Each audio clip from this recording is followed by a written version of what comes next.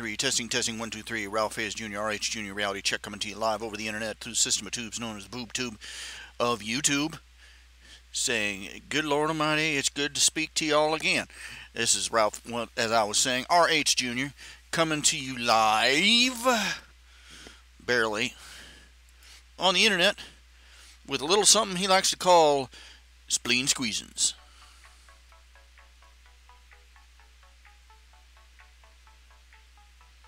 New music.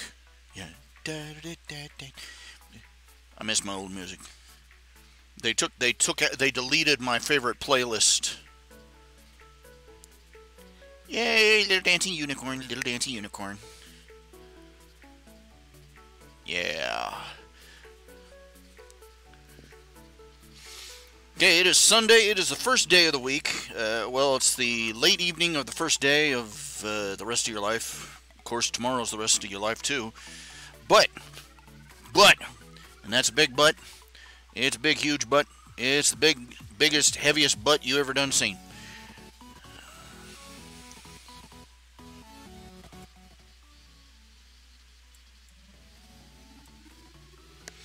I'm thinking, trying to make a, every day is a new start. Every day is a new start. So, God willing, I try and make every day, this is the only way I can, this is how I cope. When I fail, when I fall short, when I fall flat on my face, don't get stuff done that ought to be done, etc., etc., etc. I get up and I say, okay, tomorrow is another day. Da, da, da, da, da, da, da. That's the actual last line of Gone with the Wind, by the way. Tomorrow is another day. Frankly, Scarlet, I don't give a dang. Frankly, Scarlet, I don't give a flying whoop-de-doo.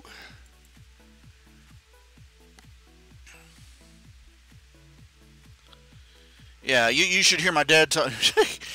My dad used to talk about that. It's the first time they cursed in the movies, and I'm like, no, it wasn't. It's just the first time they cursed that everybody noticed. Because I can point you to some silent films where they had script. It was a silent film, obviously. So, it was printed out on the screen what they were saying. There was an entire. There was an entire Buster Keaton movie where he and his family bought a boat. He named it the Damfino, Damfino, and it was a running gag. Is that he'd be on the radio. We're in distress. One scene he was in the. They were caught in a storm, and he was calling up and. What ship are you? And he says the Damfino, and he says, well, if you don't know, we don't either. So they played it up. Come on. No. Oh man, they had nude scenes and everything back in those old black and whites. The glorious, the glory days of innocence never were. Okay, let's just leave it at that. All right, now we've got 2 people in the audience. Holy crap! Someday this broadcast will be going out and will be watched by tens of people. How you doing? Mark Harris.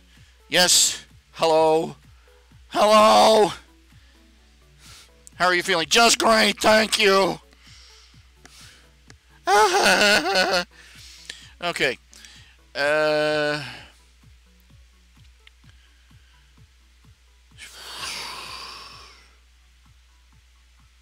I'll be honest. I should have. This is some. I'm one of these people. I really need to. Okay, what it comes down to is I need to see my doctor.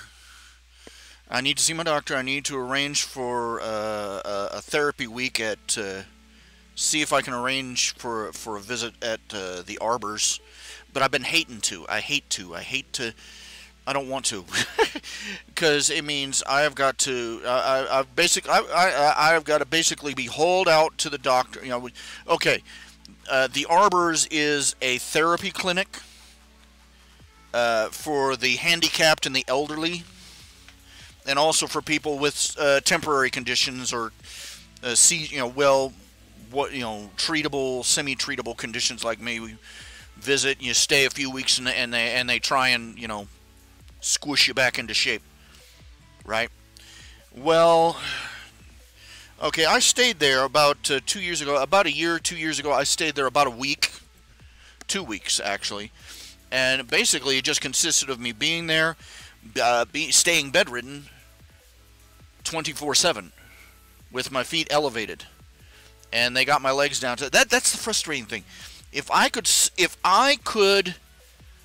you'd think it'd be simple. Just elevate your feet while you're in bed, right? Sounds simple, right? That's great if you can get in and out of the bed.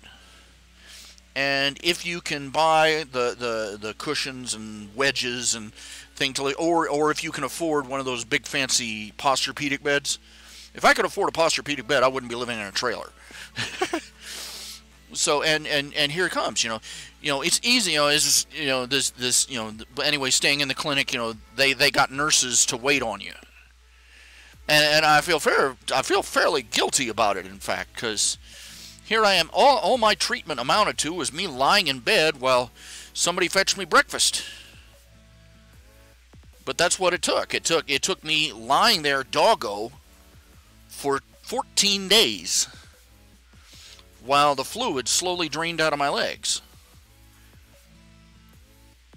And I felt like, I'll tell you, just being able to walk around more easily and everything, I felt like a whole new human being. But then I go home, and it's right back to square one, because within a week my legs had swollen back up. So, it's not a treatment. It's not a cure. It's not even really a treatment. It's a medical vacation. I'm glad you enjoyed the new chapter of Ladybird. Yeah, let's talk about something other than my health conditions. I'm 47. I'm not quite at the age where I should be sitting around, I'm feeling great except for my lumbago. I should be talking about something. Okay, the new chapter of Ladybird.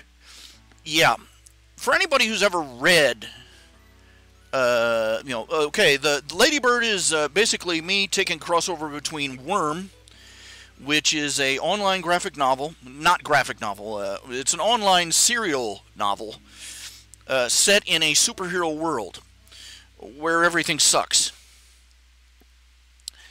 And the protagonist, she ends up with powers with the ability to control bugs. And the way you get powers in the Wormverse is basically you have to have just the right condition. You have to be prepped for it by these aliens.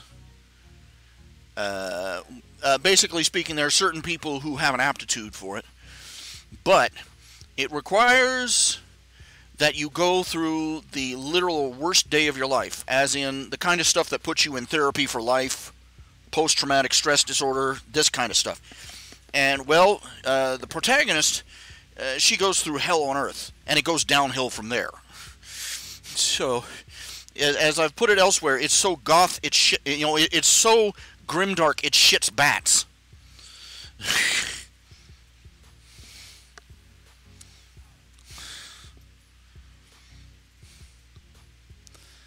And just I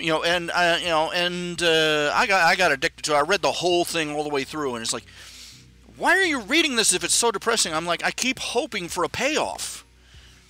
I kept hoping for the happy ever after, no. Oh, they the big bad is defeated in the end, but at the cost of millions and millions and millions of lives. And the heroine of the story, who saves the world at the end, gets basically rewarded by being lobotomized with a gun. So, rays of sunshine all over. Well, anyway, I just, I decided to, I've been messing with this. I've got two different fan fictions I've written that are crossovers. One is a crossover called The Warcrafter, where somebody with a power set lifted from World of Warcraft is dropped into the Wormverse, and he proceeds to throw a spanner into everything. And the current one we're talking about is Ladybird.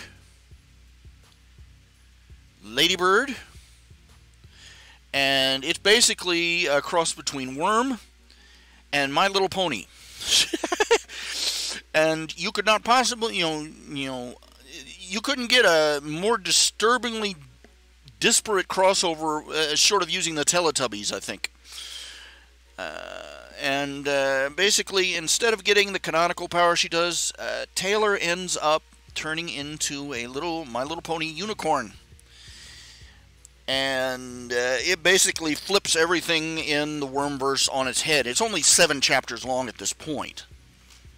It was, it was originally just a little vignette, what do they call them, drabble, that I put in another section of oddments, and it sort of took off. Yeah.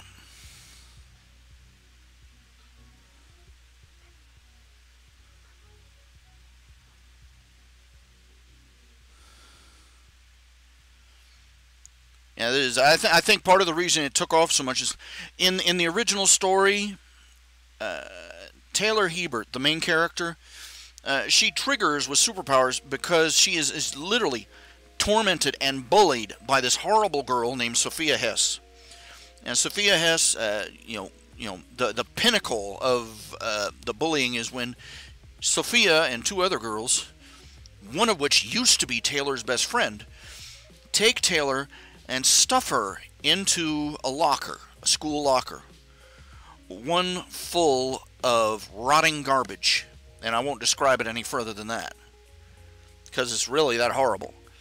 And they leave her there for the whole school day, and nobody, absolutely nobody, intervenes. She gains her power. She blacks out, and she ends up being hospitalized for several weeks because of the filth and the disease and the injuries. And to top it all off, Sophia Hess. It turns out Sophia Hess is a cape. She's what they call a superhero. She's one of the teen superheroes called the Wards, and she goes by Shadow Stalker. She can basically turn into a shadow form and pass through walls. And she is a psychopath.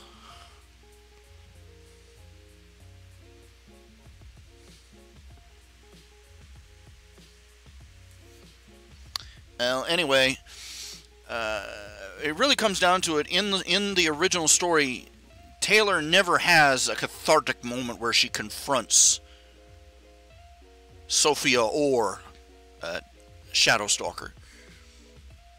Sophia comes to a rather unpleasant end. But Taylor is basically, doesn't even know. Basically, Taylor never gets that cathartic moment, that the reader is waiting for chapter after chapter. And in my version, basically, Taylor comes out. Taylor basically blasts the locker open from the inside. Comes out. She's a cute little lavender unicorn, and she proceeds to beat the everlasting crap out of Sophia Hess, aka Shadow Stalker. Curb stomps her, absolutely humiliates her, and so we come right out the gate with the cathartic payoff. So I think that's part of the reason the story is so popular.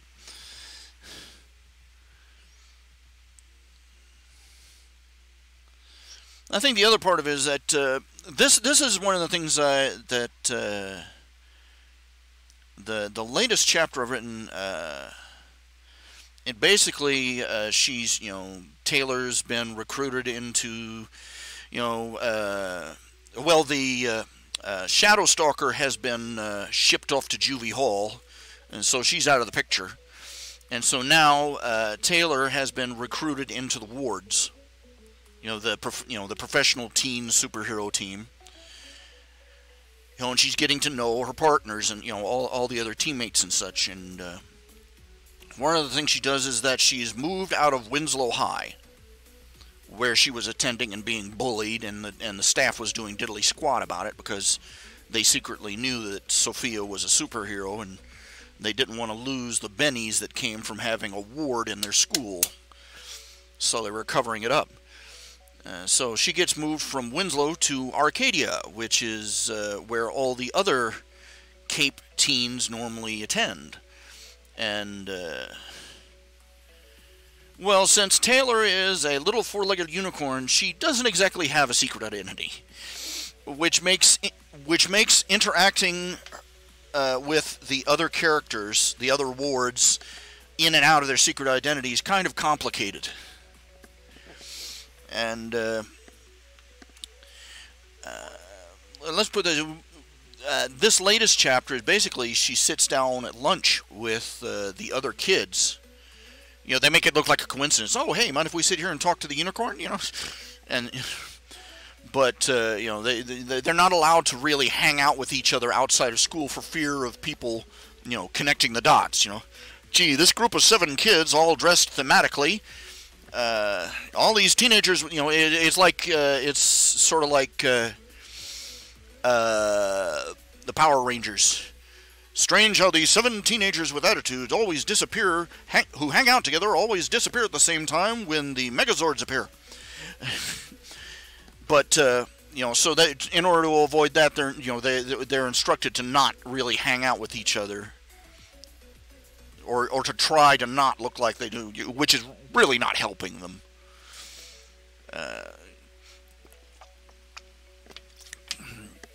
Anyway, the thing of it is that one of the things about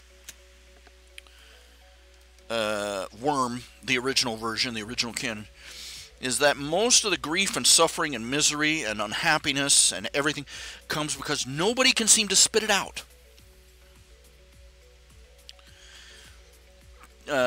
Taylor, you know, her mother had died a couple of years ago, before she started, about a year before she started high school. And her father had gone into basically a spiral of depression, and you know, they had fallen, you know, their relation, they were drifting apart. Mother and father, father and daughter thing, and you know, it was falling apart, and they weren't talking to each other.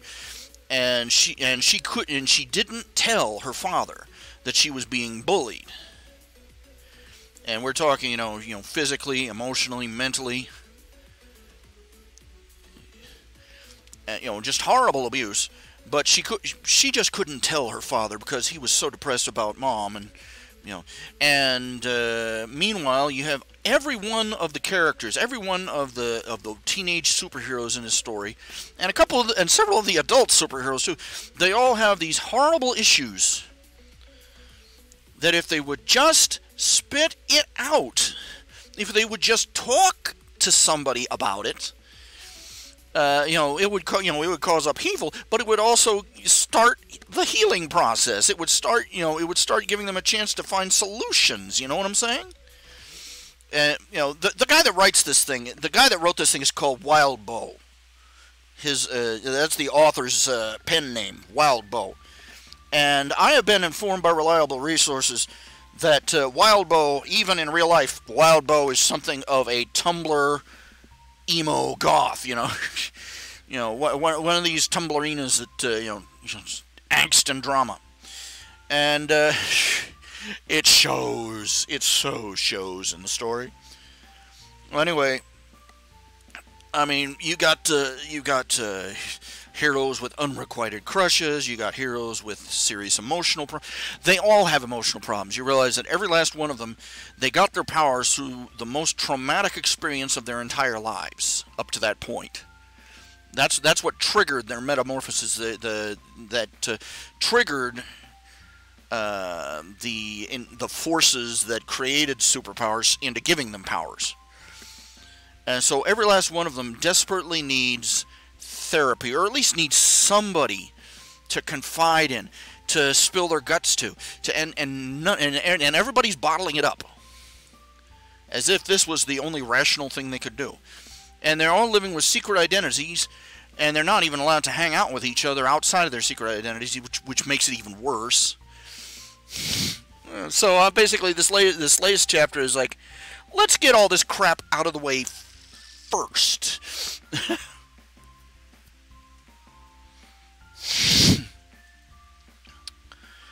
So basically, Taylor sits down.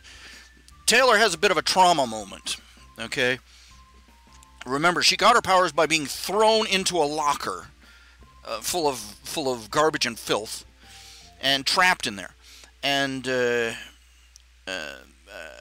two of the characters, Amy and Vicky, who are actually the superheroes, Panacea, a healer, and Glory Girl, a sort of a Wonder Woman Supergirl type.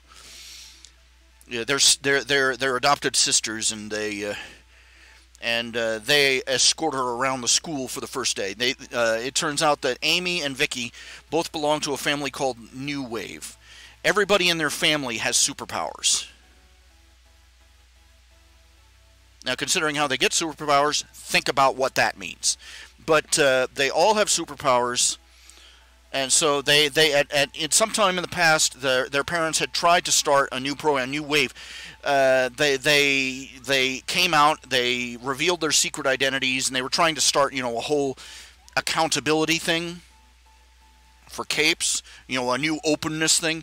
And then one psycho loser decided to kill one of their members in order to try and win favors from one of the local supervillains.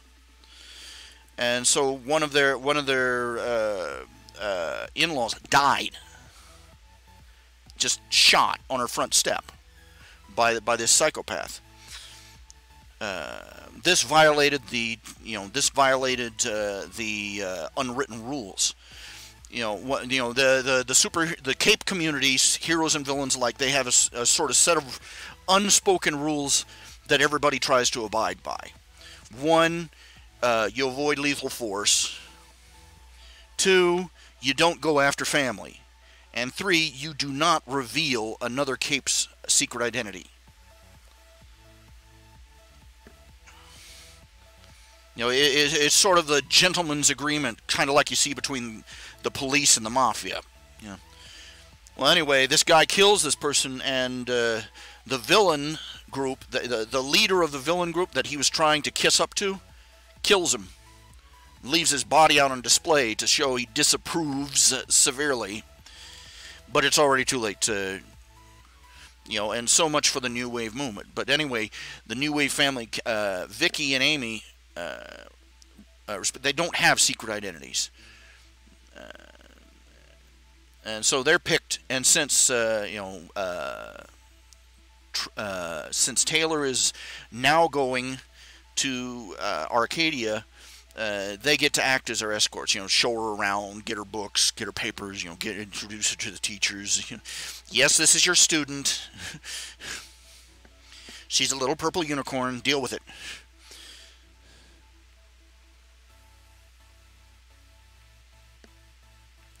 Anyway, Taylor has a trauma moment, a PTSD moment, because they show her where her new locker is, and the moment they open the door, she has a flashback. Because now she's not only got, now she's not even half the size she was before, and 2 or 3 of them could be stuffed into that locker. They open the locker, and she basically flips out. And she's explaining this at lunch, and all the other capes have sort of finagled their way into sitting at the same table. Oh, we're really not, we don't know each other. We're just here to see the unicorn, And they're all sitting there, and they realize that Taylor is the only one there. She has no secret identity, and not only that, she doesn't even have the secret of her trigger moment. She is literally the most infamous trigger event in the world, because everybody in the world knows, thanks to YouTube, everybody in the world knows what happened to her. And so poor Taylor's saying, Ladybird, that's her hero name, Ladybird, is sitting there with her whole life just hanging out there in the breeze.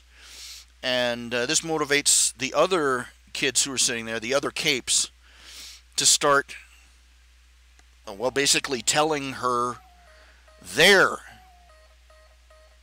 cape stories. You know, how they triggered. And most of what I got is either from the fan theories, from straight up fan theories, or outright canon from the books. These kids have basically gone through hell. And other emotional issues start coming out too, because it turns out that now in canon, now you have to realize the NuWave family. There's two families, you know, they're cousins. You know, there's the Dallins and the other family. I can't remember the last name. Well, anyway. Back umpty years ago, they were, you know, their nemesis was this guy called the Marquis. He had bone generating powers. Well, anyway, they battled him because he kept making them look like fools. And Carol Dallin, one of the mothers of the two families, she's sort of fixated on him because you know. She's got control issues, and she became obsessed with him. And they have finally cornered the guy in his own house, and he folded like wet toast. And the reason is that his daughter was hiding in a closet nearby, and he didn't want to endanger her. He gets shipped off to the birdcage, and he makes them promise. He surrenders on their promise that they will take care of his little girl. And, you know, it comes down to Carol Dallin ending up having to adopt Amy.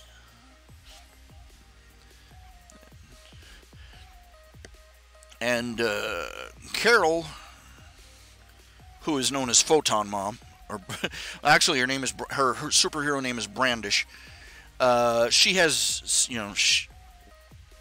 she already had a daughter, Vicky, Glory Girl, and Vicky and Amy became very close. You know, Vicky was determined to be the best sister ever,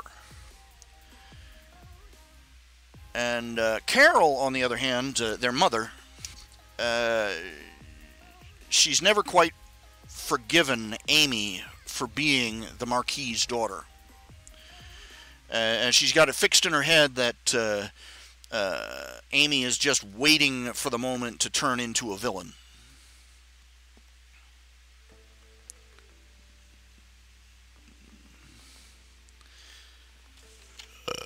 So you know, lots of lovely stuff going on in their household. But Vicky and Amy are very, very close. And the thing of it is that in canon, Amy developed a crush on her sister, on her adopted sister, which only got worse when Vicky got her powers. Because Vicky, aka Glory Girl, you know, she not only got, you know, super strength and flight and invulnerability, she also got an aura that anybody within range, anybody it was exposed to, they would either adore her and worship her, you know, or they would fear her, depending upon depending upon her mood. And she's very bad at controlling it. And so basically, from about the time that Amy was hitting puberty, her sister was blasting her with love me waves, more or less 24/7.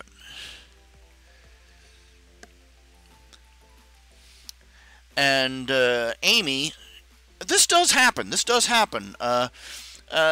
Young girls do go through a phase, often go through a phase, brief or long depending upon the child, where they sort of develop a crush on an older girl in their life. You know, they're still, you know, they just started hitting puberty. They're still figuring out this hormone thing. You know, the whole 9 yards. And regardless of their later orientation, it can happen. You know, that the younger girl will develop a crush on the older. And this is what happened to Amy. And the problem is, in original canon, she didn't talk to anyone about it. She obsessed over it. She fretted over it. She freaked out over it, and she kept it all to herself, and just basically let it fester. And this eventually resulted in one of the biggest epic tragedies in the Worm canon storyline. But I changed that up a little bit. I had it basically come out when she was a lot younger. That she basically, blurted out a confession of true love to her sister. And basically uncorked the bottle on the genie, and that they had gone through therapy and the whole 9 yards. And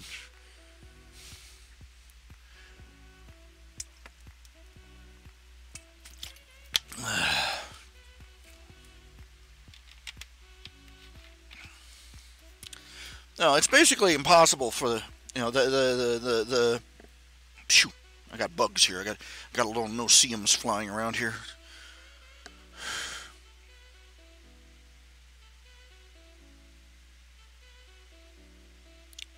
But I decided, I was not interested. I've already done this in one story. In the Warcrafter, Adrian, the protagonist, he goes into the Wormverse with narrative foreknowledge.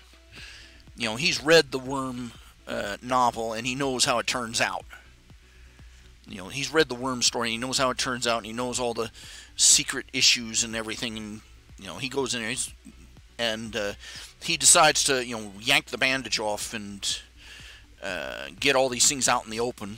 Trauma, drama, weeping, hair tearing, and emotional breakdowns, and blah blah blah blah. The whole 9 yards. And I started writing Ladybird, and I said, I'm not up for this again. I am not up for this again.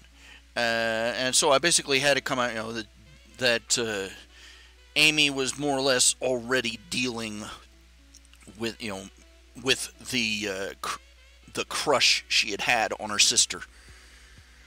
Because I'm not feeling up to it, because you kind of have to be slow to notice that in neither story does Amy turn out, the way I'm running it, Amy doesn't turn out to be a lesbian. And people are going to go, what are you doing, you fundamental Christian scumbag? Well, you're taking away our one true pairing of Amy and Vicky, darn you. I thought it was Amy and Taylor. No, I'm not going to play that game.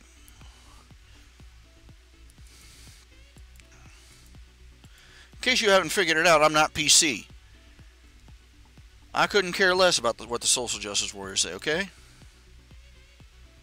I don't care I don't care that everybody thinks it's groovy.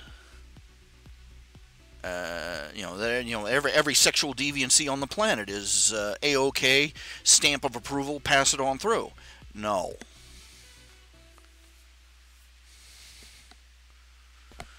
And I'm gonna write the way I think.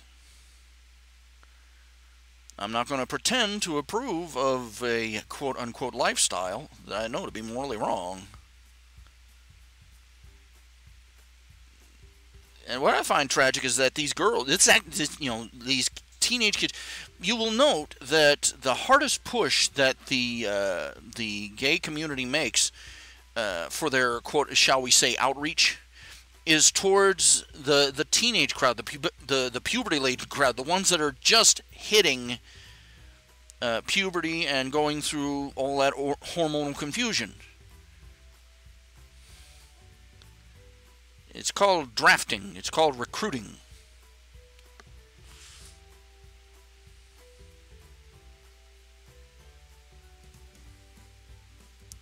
How is Amy and Taylor? Because people are perverts. That's how. Because they think that they're lesbians. They must be lesbians because they're hanging out together. Yeah.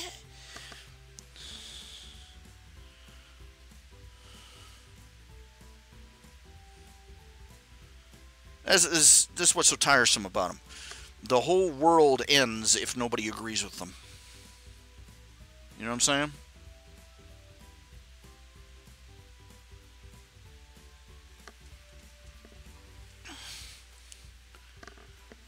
I'm tired of it.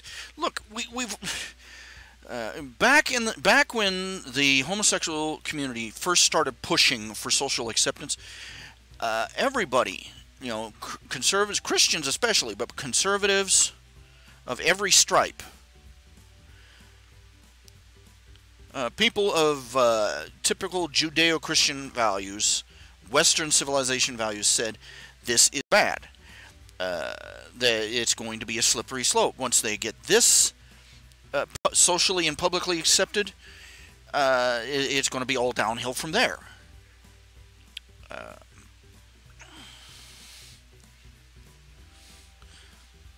I hate to break it to you, but surprise, look out the window.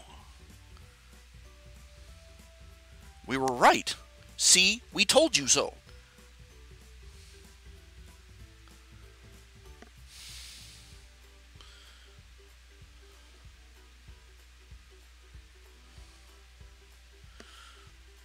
And they are so virulent about it. And it's not enough that they've gotten accepted. They go out of their way to destroy anybody that disagrees with them.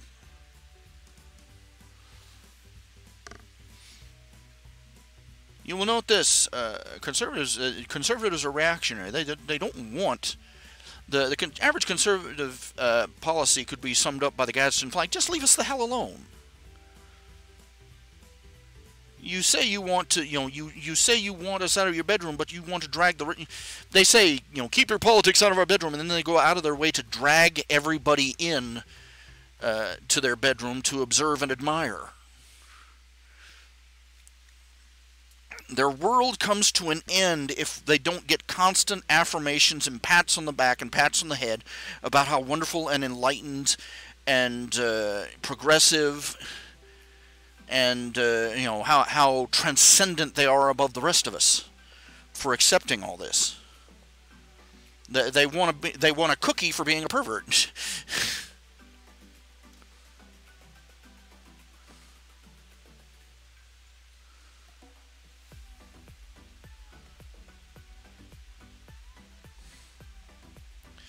You know, Amy and Taylor is appearing. How the people who are reading it, the people who are getting off on the idea, are perverts. You know, they write these fan fictions where Amy and Taylor end up getting together and becoming a happy, loving lesbian couple.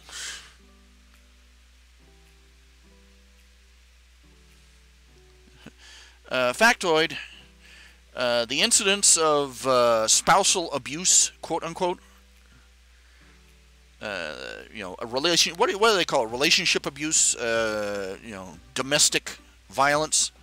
However you want to phrase it. You know, epic levels higher in the lesbian community than in society in general. Women are so sensitive and understanding and much more, you know. Where do people get off with that? You know, the idea that women are somehow more naturally attuned and empathetic and compassionate and stuff. Yeah, they're more in tune with their emotions. You know, let's go with that. Let's go with the argument that women, gay or straight, are more in tune with their, you know, compassionate side and their emotions and their feelings and understanding how other people feel. I will note to you, I have observed how women use that knowledge. You know, a guy, you know, when he gets mad, he'll punch you in the nose. He'll break your nose. A girl will cut your chest open and take a dump on your heart. You know, women, if women are more, you know, emotionally and empathically tuned, they use it in the most evil way possible. This is the fundamental difference between the way girls bully and boys bully. They'll both use physical violence, but it's, you know, the guys will tend to, you know, more physical beatdowns. You know, the girls you know, they make cat claw and all that, but their first recourse of action is to rip somebody's heart in two. Ostracism, harassment, verbal harassment, physical, verbal harassment, cyberbullying, that kind of thing. That's their thing. That's the girl thing.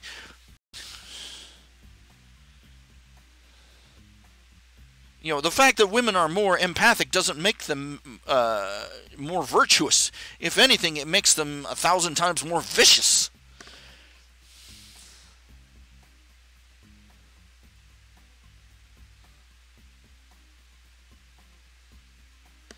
I don't know where you're coming with that. Her trigger event.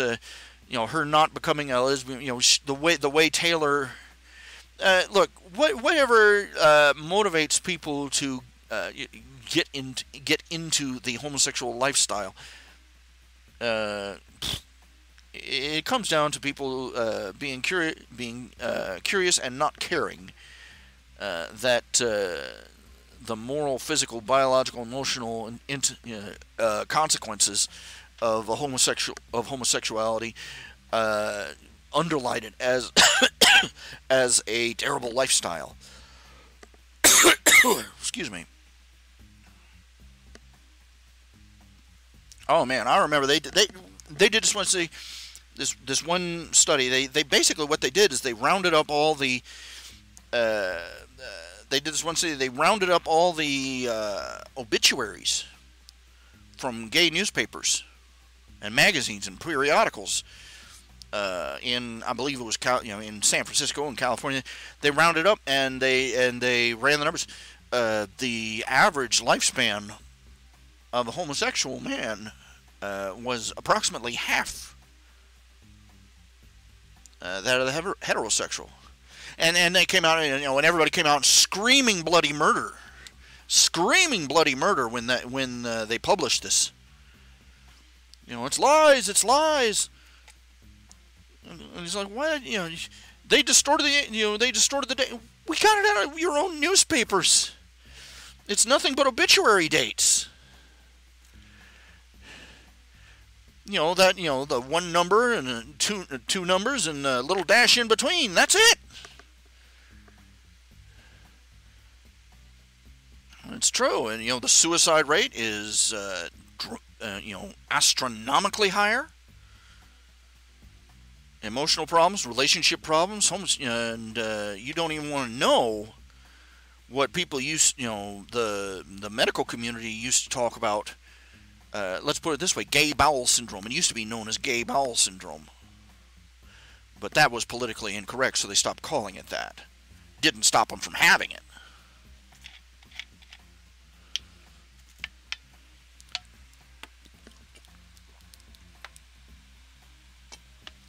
No one is allowed to say that a homosexual lifestyle is bad for you in any way. And they will demonize you for saying it.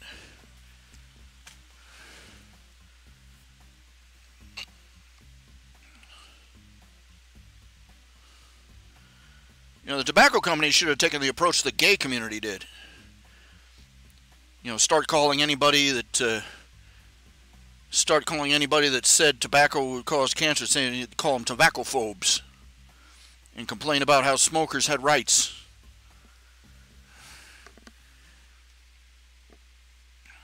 Etc., etc.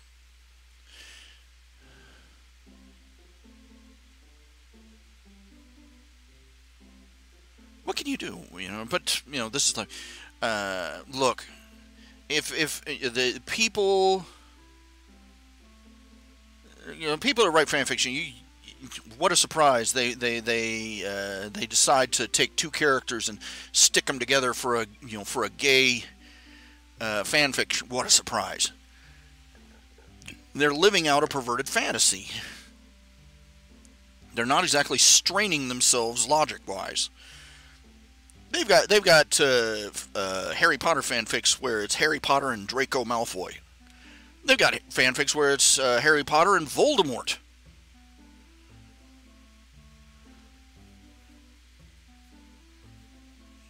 common sense and nausea aren't stopping them. Of course, I've seen a few fanfics with these. You know, they're going at it like mad minks before they've even gotten off the first train to Hogwarts. I'm not kidding you either. You go, these are 12-year-old kids. What the hell? It's just a fan fiction. It's just a fan fiction. Ugh. I've wandered far afield on the topic here, but this was my point: is that I wasn't going to, you know, I'm going to be writing a story. I'm not going to be making it. You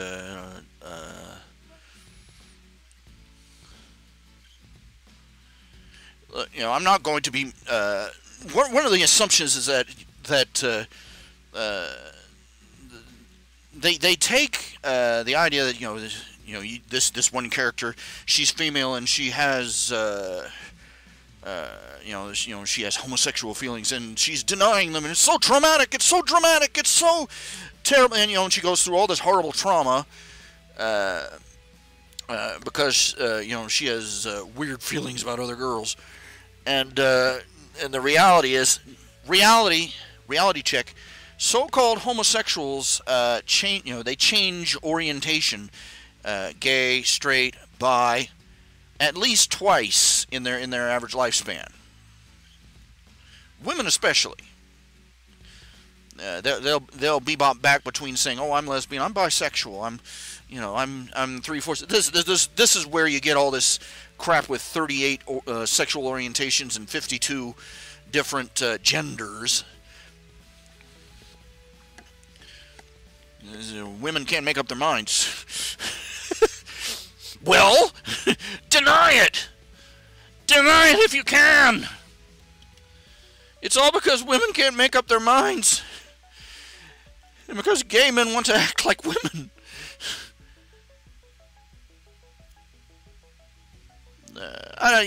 Family, I don't think that the idea even needs deconstructing. I think it needs dismissal.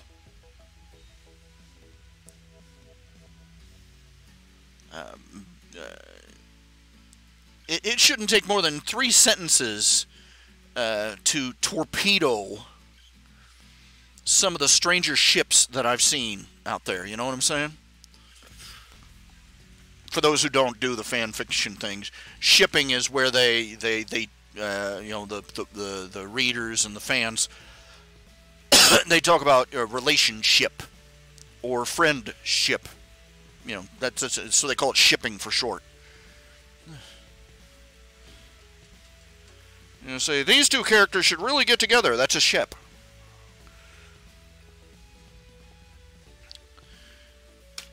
Okay, so some of the ideas are just plain stupid and shouldn't take more than 3 sentences from the characters. Like Draco Malfoy is crushing on you, Hermione. You would make a lovely. Hermione, she's just Hermione. Are you drugged? Are you on crack? Or did you just stick that wand of yours too far into your ear? Oh, jeez. Okay, first of all, let's go straight from the top.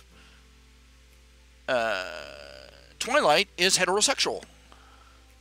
The only time she has shown any type of romantic interest in anything was with a boy. Okay? She's het. Cope with it. Just like 98% of the rest of the world's population, she's hetero!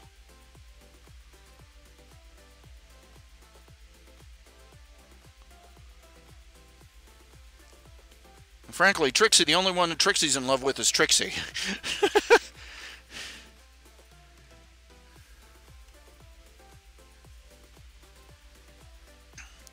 No, it would mean that we'd have to be hetero biased. In other words, normal. You're being hetero biased by saying that she'd have to be straight. Social justice whining.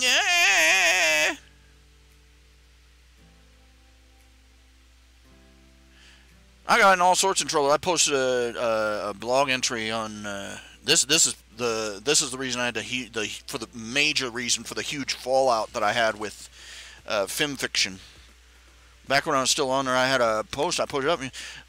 One of the voice characters, one of the voice actors for My Little Pony, she got a fan picture sent to her. A picture of, she does the voice for Rainbow Dash and for Applejack.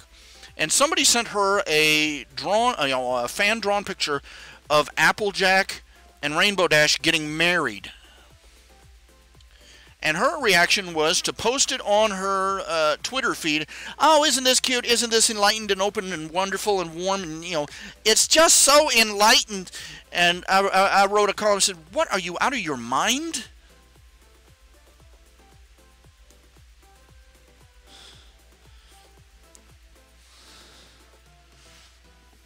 That was incredible. That's, speaking objectively, that's an incredibly stupid thing for an employee of a major corporation to do. To deliberately imply that, to cooperate and just imply that two of the main characters of a multi-million-dollar franchise show are homosexual. And I would be incredibly surprised and not to mention a little disappointed if Hasbro didn't throw a little bit of a hissy fit over this. And all the gay pride people came out and started singing their homosexual spirituals somewhere over the rainbow, and beating their tambourine about what a horrible, evil person I am.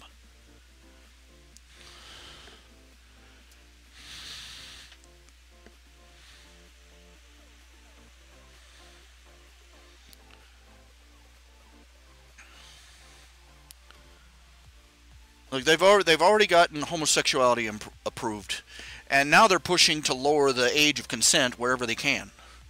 They've already got homosexuality, now they're pushing for pedophilia. The one of the major organizations for mental health, a psychiatric community, I forget the name of the group. Well, anyway.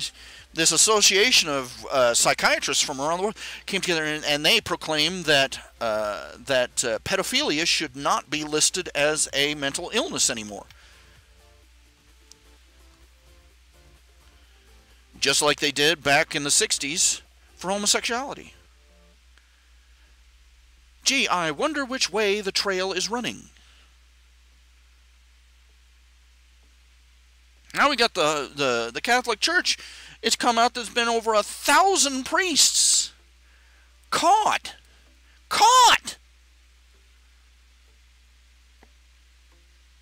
committing pederasty and pedophilia.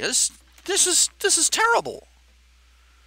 Our society has been pushing a normalization of it over, further and further. I would have bet money on bestiality getting its feet under itself before that.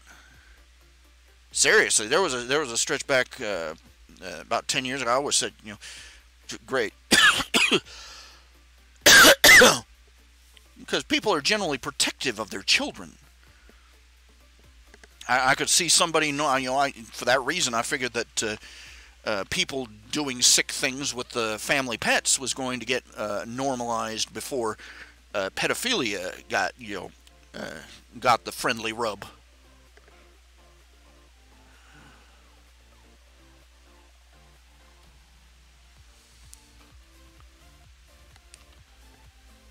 Don't kid yourself, okay? Don't kid yourself when you say things like that. They don't care so long as they think it pays better. Wrong answer. Survey says no. They're not motivated by money. They have all the money. They don't need to be motivated anymore by it. Okay. First of all. Second of all. If the mainstream media and the Hollywood types and all those people who are involved in this sort of thing, promoting it as entertainment and in our entertainment and our media and our education, if they cared about money, if money was their only motivator, they would be making good movies. No, they will sink more money into a goose egg of a movie with a political message,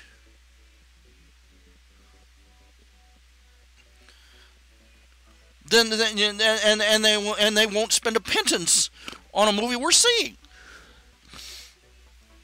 No. It's not about money. It's not been about money for decades for them. These people who are already in Hollywood, the top runners, the Beverly Hills types, the ones at the top of the turd sandwich, they've already got all the money. Everybody else is coming to them for the money.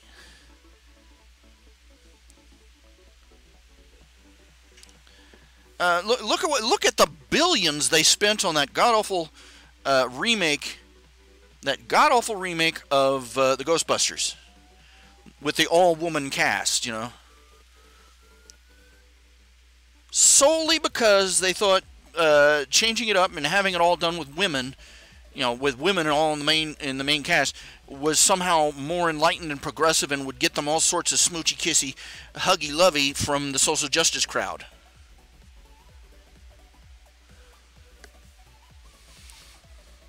They're chapping their lips on the wrong buttocks, but that's where they're chapping them.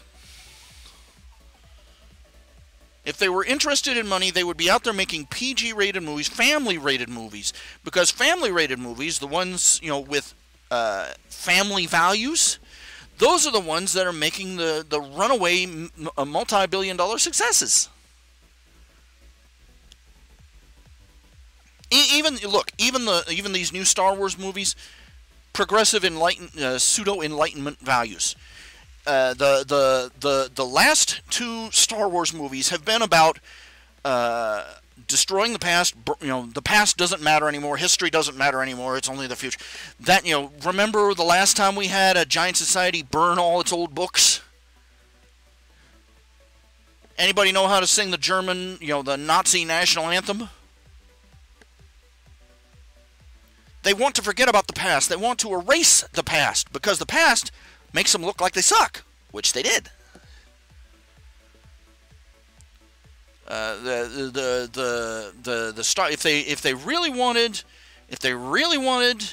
If all they wanted was money, they would make good Star Wars movies. Okay? Instead, the last two movies, and then the last three movies actually, taking the Han Solo, were all a huge raised middle finger to the fans of the franchise who have stuck through thin and thin for all these years.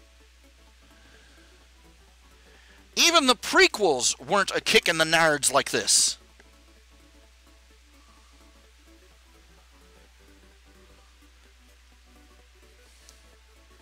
This is, everything they've done with these characters, everything they've done with the superhero character, with Spider-Man particularly. I could go on for weeks about that. What they've done with so many, but they haven't done it with the movie Marvel heroes yet, because they need something to make to make their millions on, because they're certainly not making it on comics.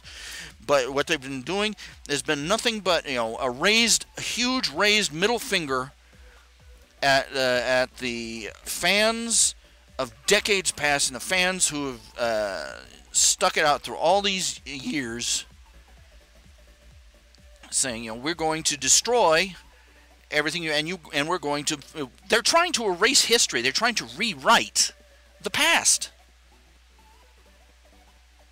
And they can't do that until they've destroyed what still exists. Oh yeah, Marvel, DC Comics, I could say the same thing. The people that are making those superhero movies right now, those have got to be the. I've looked at it. You can tell. You look at the comics. It looks like the comic books are being written by people who hate comic books and who hate comic book readers. You go over here and look at the movies, that's where all the ones who really loved the franchise, that's where they've all gone.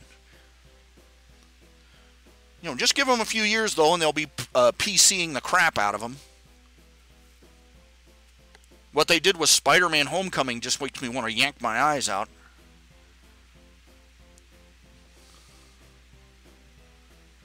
Okay, Peter Parker was supposed to be a kid on, he was, middle class family, not exactly the wealthiest.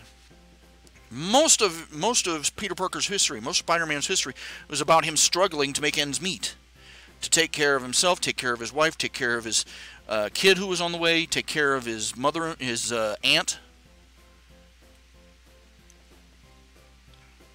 And how it was a tough road to hoe.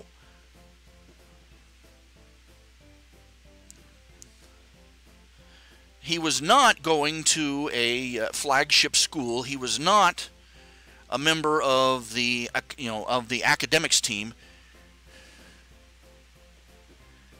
His girlfriend, his romantic interest was not ethnically mixed. His rival, what was his rival's name? Not Butch. His rival was a redhead with freckles. What was his name?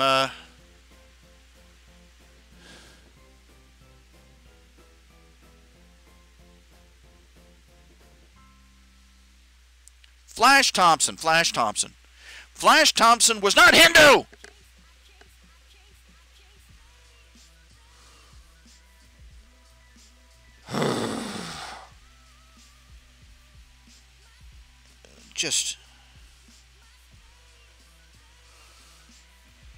They want to erase the past. That's what they did with Mary Jane. 25 years of comic book continuity with Peter Parker.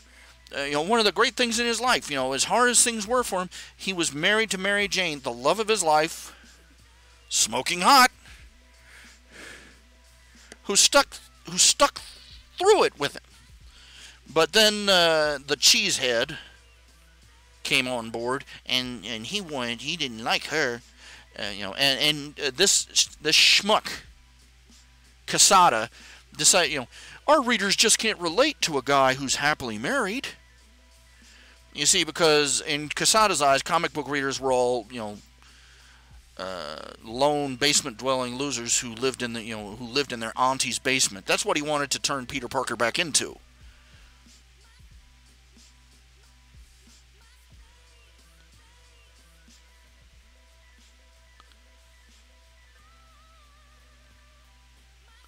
And I love it. They asked him, they want him married to, they want him married with a kid.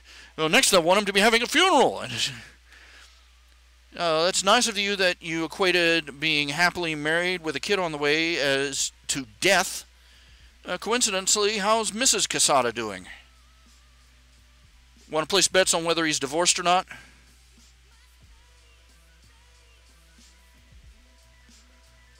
Oh yeah. I remember the story of Norman Osborn and Harry Osborn, what a mess it was. Now, I thought the one I thought that was really clever, for a brief while there, they had a heroic Green Goblin. This young guy stumbles across one of Norman Osborn's laboratories, gets accidentally exposed to experimental Green Goblin formula. The thing of it is that the Green Goblin formula only activates when he pulls on a specially electrified, it's got electrodes on the inside, Goblin mask that was in the lab. And he got all the gear, and he was going out trying to be a hero. And there's somebody that has to deal with a bad legacy, He didn't even deserve the legacy. It wasn't even his legacy, but he was, he'd gotten these powers, and he decided to go out and be a hero. Of course, they didn't know what to do with this character, so they just eventually they wrote him out. Then they wrote him back in again. Then they turned him into a criminal and a killer, and then they turned him into a supervillain. And I'm like, you guys could, you guys could bugger up a county fair, couldn't you?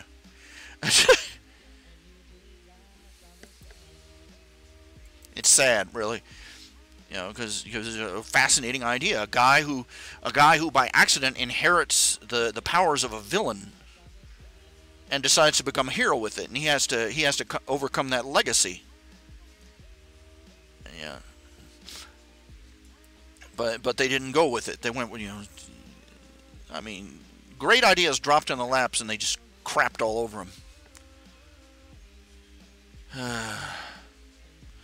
Excuse me, these are old petty issues with me. Okay, I'm going to be back in just a minute. I got to run to the little artist's room. Enjoy the music and the really goofy looking animations.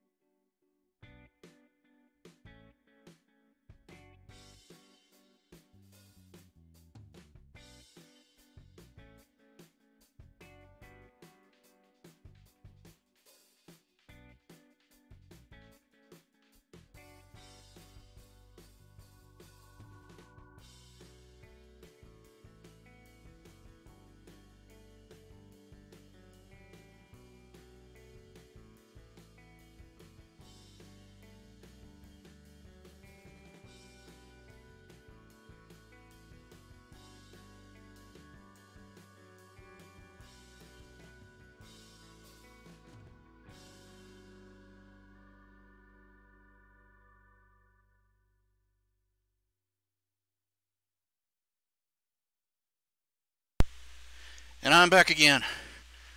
And I don't hear nothing. Hello? See any? Hello?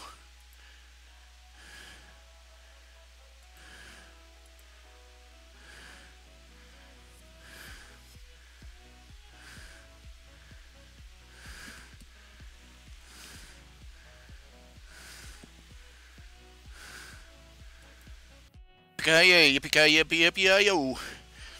Hi-ya, yippee-yi-yo, yippee-yi-yi-yi.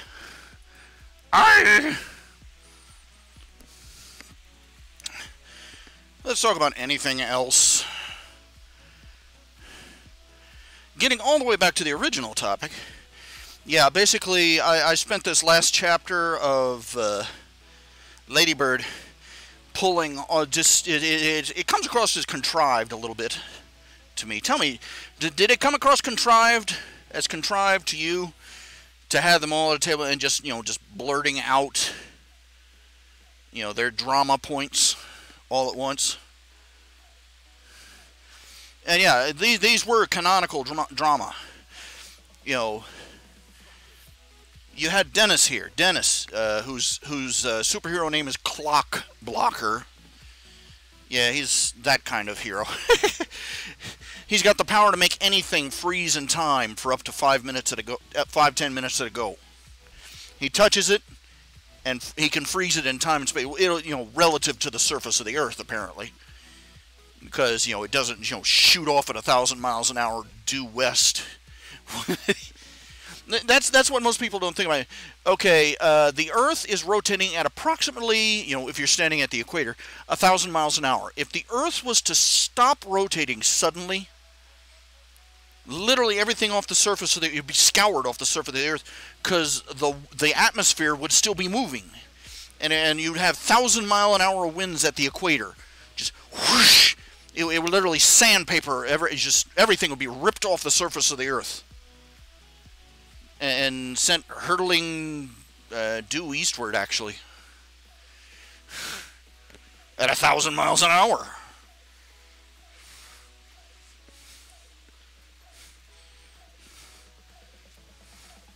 Nasty.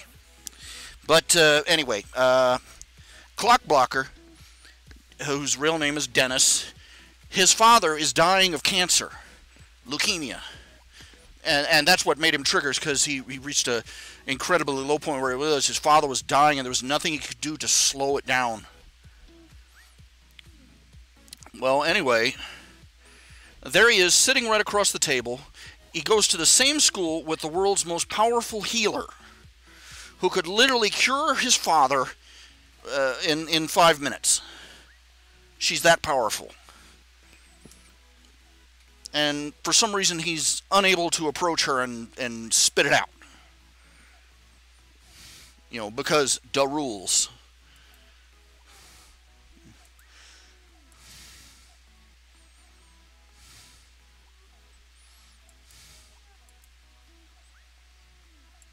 Yeah. But anyway, you get my point. Most of the drama in Worm is horribly contrived and requires several people carry the idiot ball simultaneously.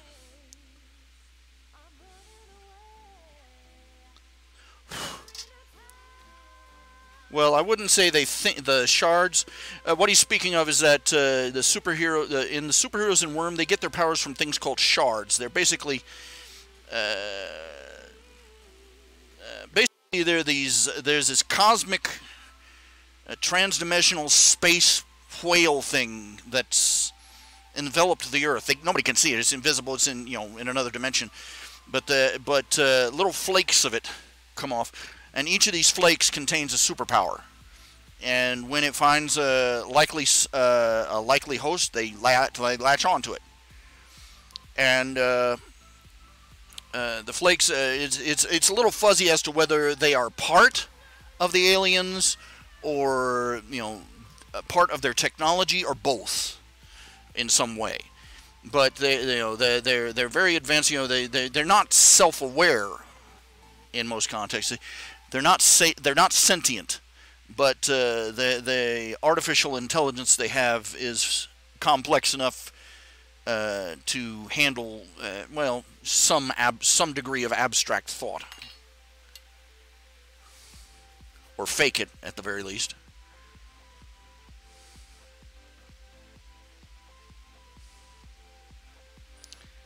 Anyway, I don't have time for that. It's just contrived complexity. Contrived complexity. Got no time for it.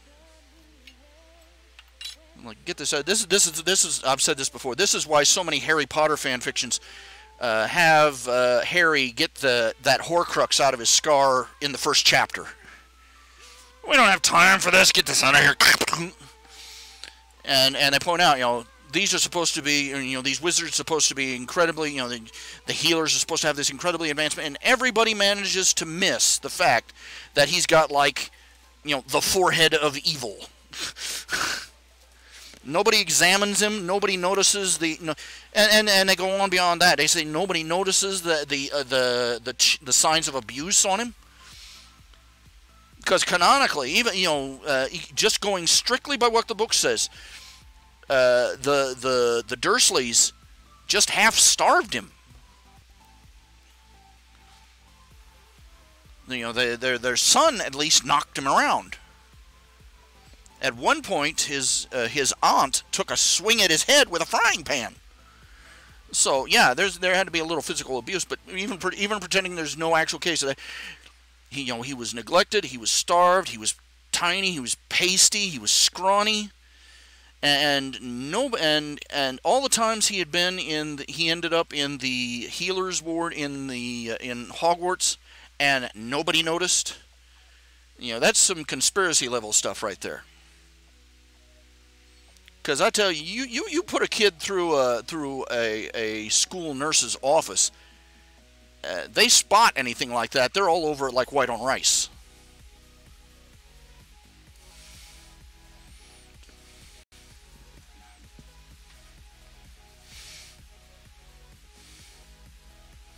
That's I've said this with Rowling, J.K. Rowling, the author of the Harry Potter books. The problem is in order to move her story along, she basically had to have everybody around Harry, especially Dumbledore and the other teachers. They either had to behave like they were idiots, or behave like they were secretly villains and in on it.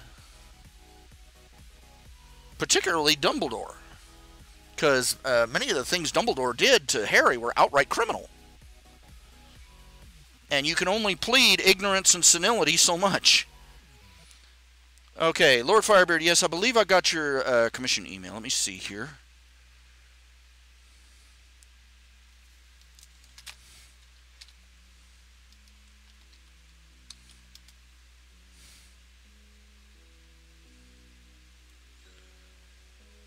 Oh, that's not good. Yeah, they've changed Gmail in some fashion. I don't know what the heck it's different about it. It's just a pain in the butt now. Let's see. Opening Gmail. Loading Gmail. Deepa, deepa, deepa, deepa, deepa, deepa, deepa.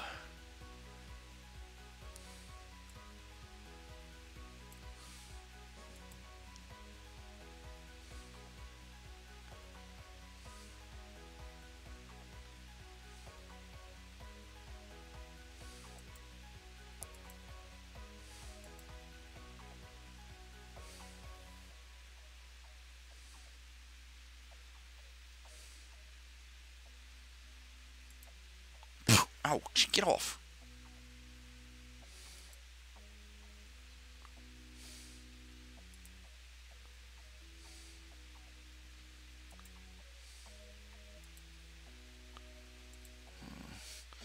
Let's see.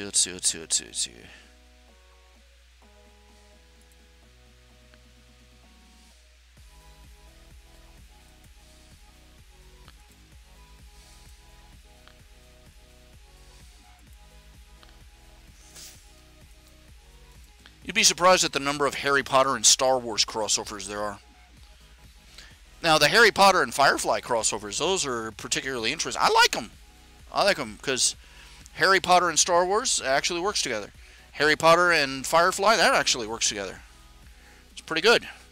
I've seen one where Doctor Who and Firefly, that worked too. Yeah. Of course, you can put Doctor Who just about anywhere and he'll fit in. But I'll tell you this one: you can cross, comic books, superhero comic books. You can cross them over with anything. You can take the Avengers and cross them over with Harry Potter, or My Little Pony, or or just anything, and it'll fit, because that's the nature of the beast. Is comic book worlds are kitchen sink fantasy, basically.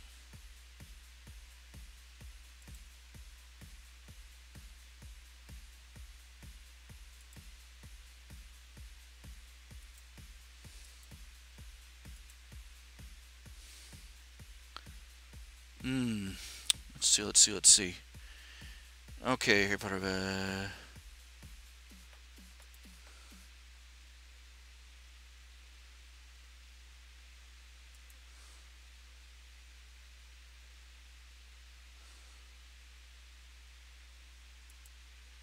just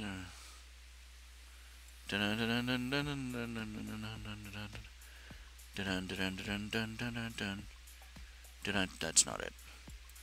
Commissions. Here we go. Come on, open up. You're slow. Oh, Firefly. Let's see here. Commission, 2-character color commission. Is that Tobias Brown? Well, we got. I've got several here.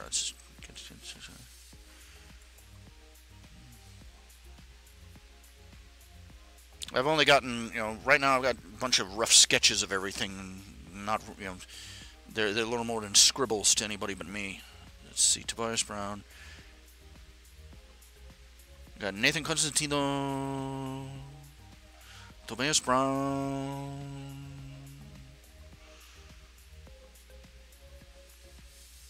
Okay, Lord Firebeard.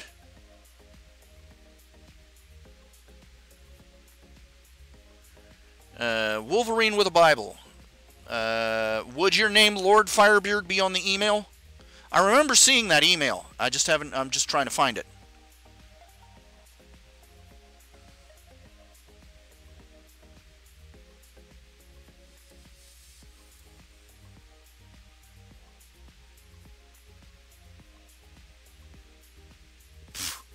Bugs.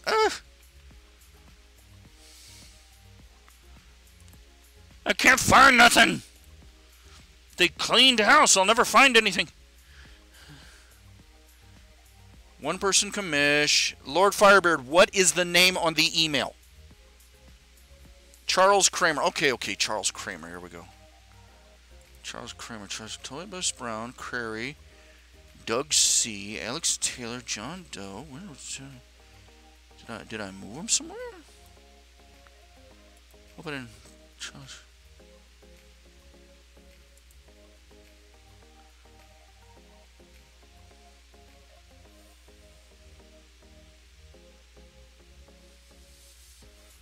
One from NetFox. Craig Smith. Kruger. Here it is. No, that's Donovan and Circuit Board walking down the street in the Crystal Empire talking about something. I've got one here for you from of 2 characters, Donovan and Circuit Board.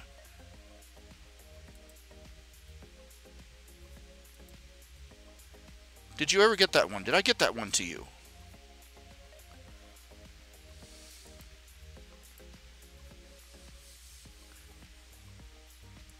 Charles Kramer 45. I'll dig it up, but I'll take your word for it. I've seen it before. I just a matter of finding it. I just hope I didn't delete it by mistake. It's a pain in the ass hunting these things down. I didn't delete it, did I? Double check here just to be sure. Ow!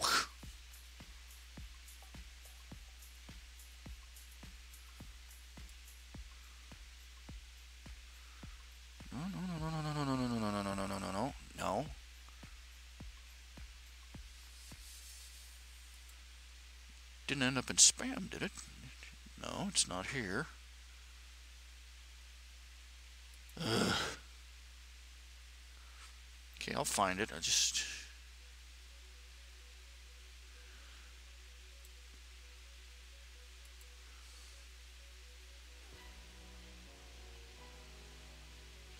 just resend me the email if you would, please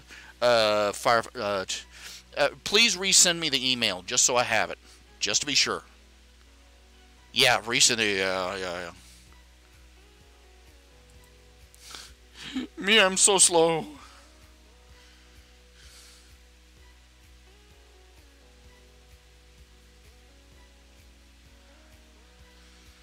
Oh, good grief! They've got fake man buns now.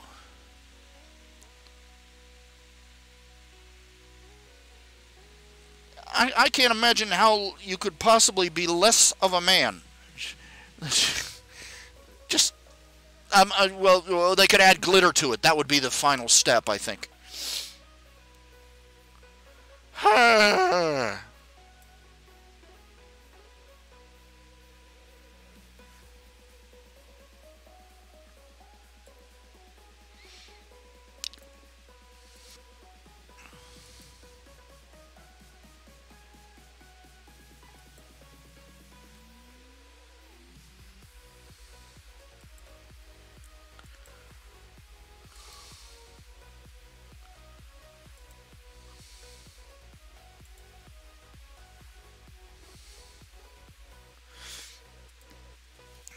I think I overdid it.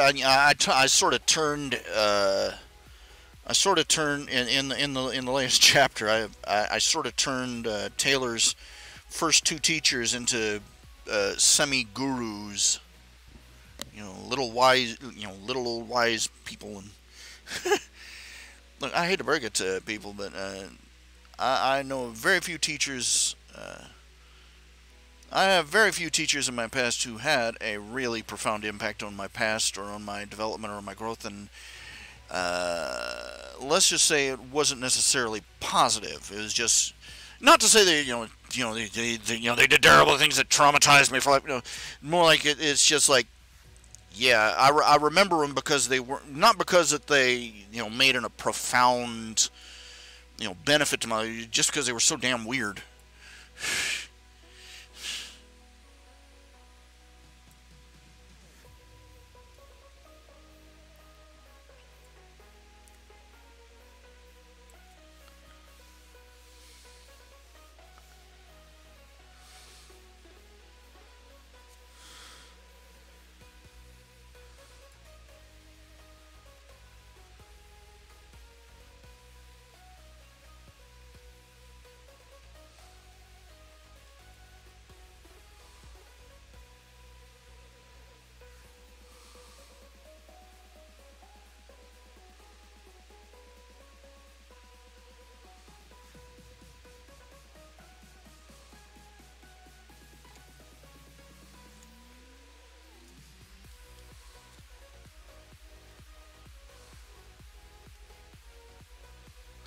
Oh, great, here we go.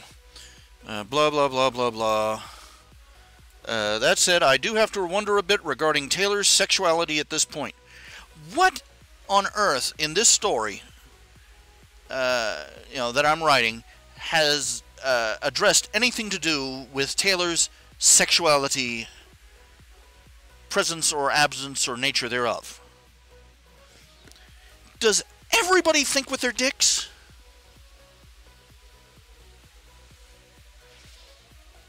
Look, I'm not up for these people's groinal musings.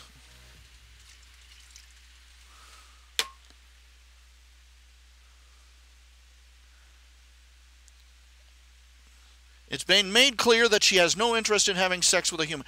Where was that even addressed anywhere in the story? Where was that addressed?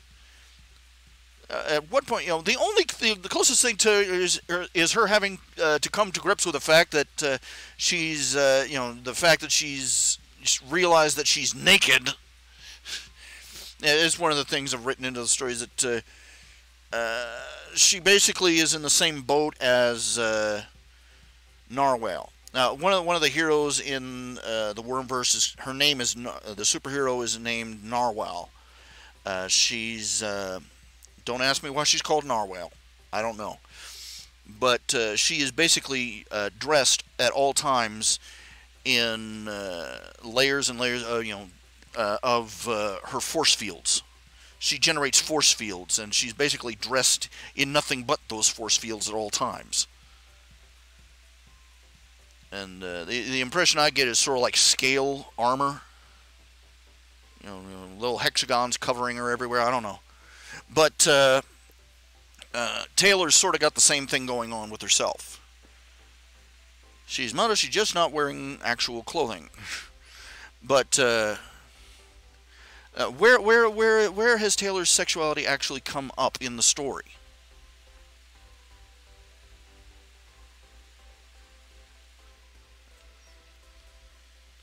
Now, okay, there was the point where she discovered, much to her horror, that people were writing fan fiction about her already on the internet. That they were writing pornographic fan fiction. I don't care what your sexuality is. You're going to be freaked out if you find out that complete strangers are writing porn about you.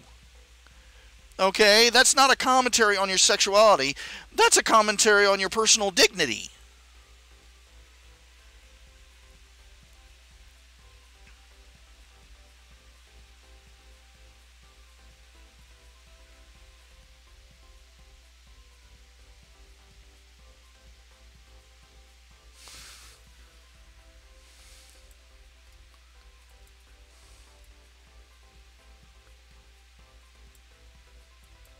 Okay, Crazy Man on the Great Alicorn Hunt. She's a cute, adorable, reformed commie.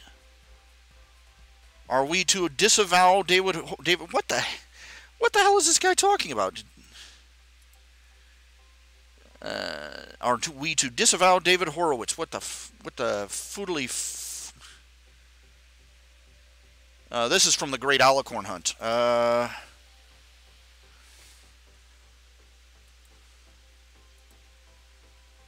Where is she getting? Is it chapter index? Chapter 18? What is he talking about?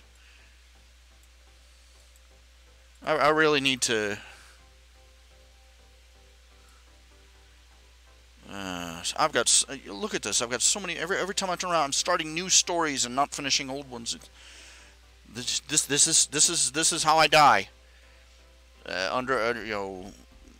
Buried under a heap of half-finished TV dinners and half-finished fan fictions. It's okay. Oh, it's just.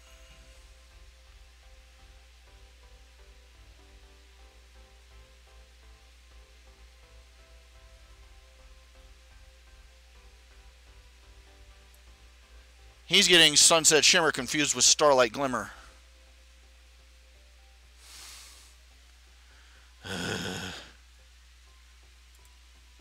I don't know what to do with some people. They make these comments. It's just, it's been several days since you've read the book. Read the last chapter, and suddenly they're coming out of nowhere with these weird comments. You're like, what the hell?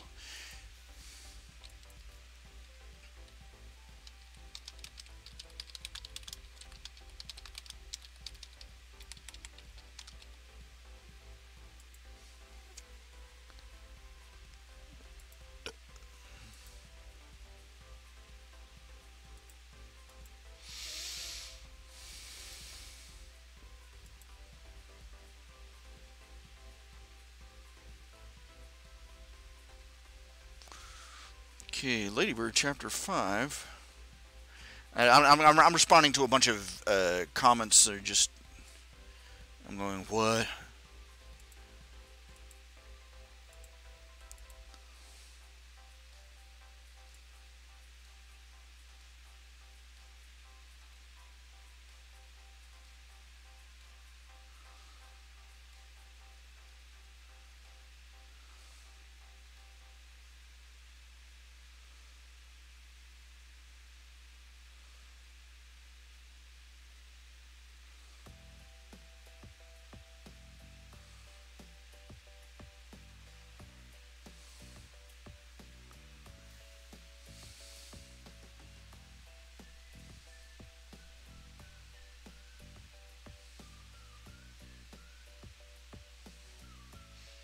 Hmm.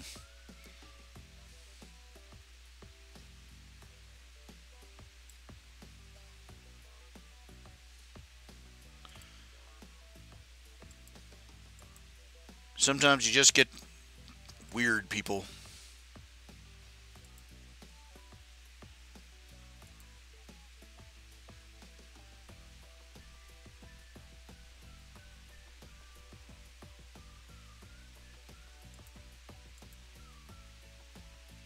Thank you, Charles. I'll put this. I'll put this in the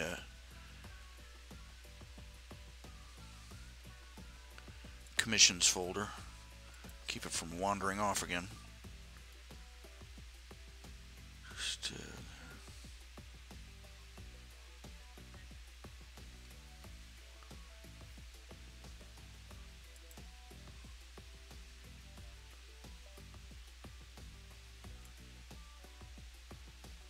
Huh. The guy that writes Codename Hunter, the author that writes Codename Hunter has written, has done a Kickstarter fund for a year and a day. Basically, I think they're basically funding him for a year and a day so they can do nothing but draw. Well, congratulations. I don't know why they sent me a notice. Okay, my OBS studio is flickered in and out. I don't know why. I don't know nothing. I don't know. I don't know nothing. I don't see nothing. I don't hear nothing. I don't do nothing. I don't know why that's there. I don't know why that's there. Click that out. Clicking it cleaning this stuff out here. There we go. Okay. Yay. Your stream is down, and your stream is up, and your stream is down, and your stream is up. Ha ha ha ha. Ba-da-bum, daddy-bum, daddy-bum, cha-cha. Cheery music, I like it. They went and deleted the macro list that had all their music. On the upside, on the downside,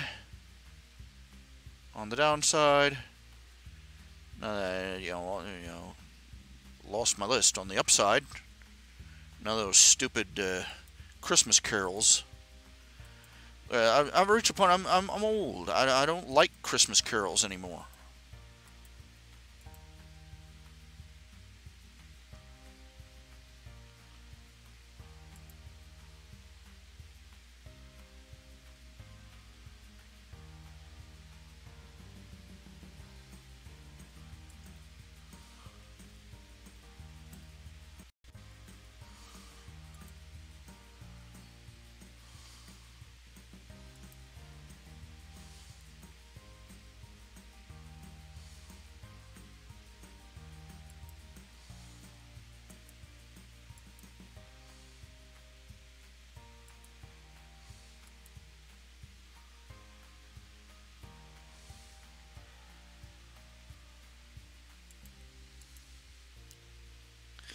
Okay.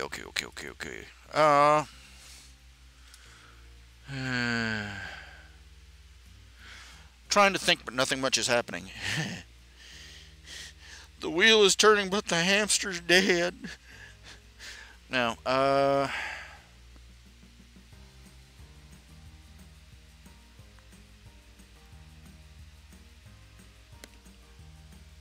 really, I'm pulling a blank all of a sudden.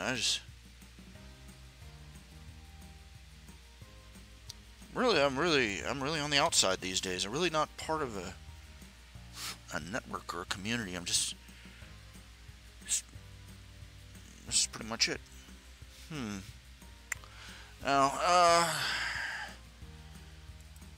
it's sad when you skim Facebook for headlines. I would log on to an online newspaper, but what's the difference? You might as well.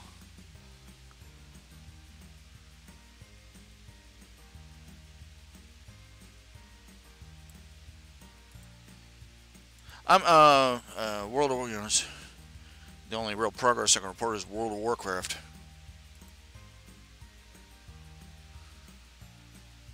You would not believe. Okay, you see, the latest expansion of World of Warcraft, they get like 4 new races. Well, actually, more like 5 or 6. And the problem is that none of these new races you can't play any of them until you unlock a certain amount of reputation with certain factions in the game. And you do that, and the problem is that the requirements for each of the factions is ridiculous. It's like you can do all the missions and all the little side missions and all the little side quests and little pop-up missions that crop up all over the game. You can do everything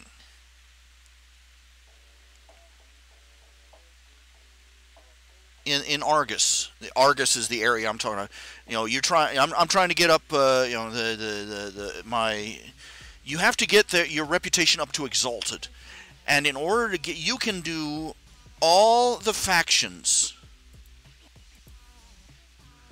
in Argusian. You can do all the missions in Argusian Reach, everything in Argusian Reach, and that's not a tenth of the reputation you need.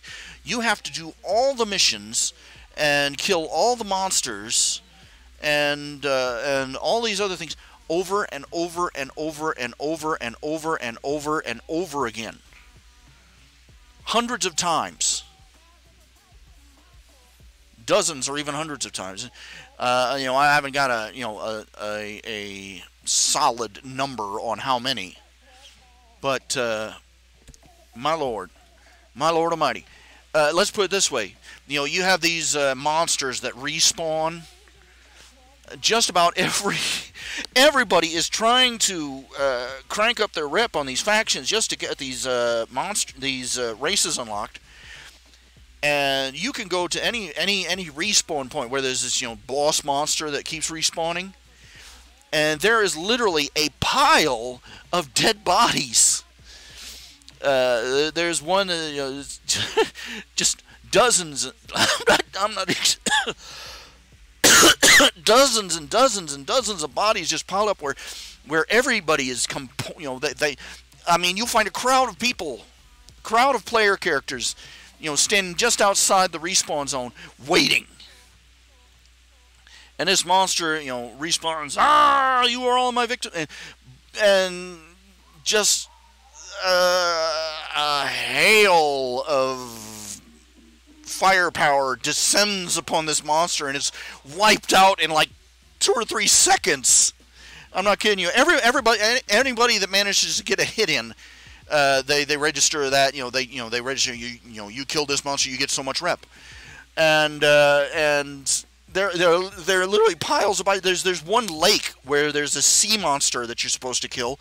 And there are so many dead, at any given time, there are so many dead sea monsters. It looks like a pot of rigatoni. It looks like a pot of pasta. There's so many monsters floating around in there. Dead monsters. You know, it takes several seconds for the body to fade away. And it's ridiculous. And everybody's playing, and everybody is cursing the Blizzard development team up one side and down the other for doing this. And there is nothing you can do to get around it. Nothing.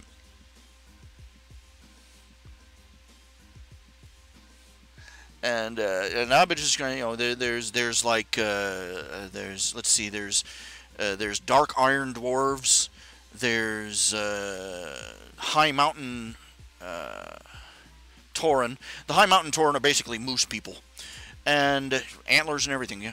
And the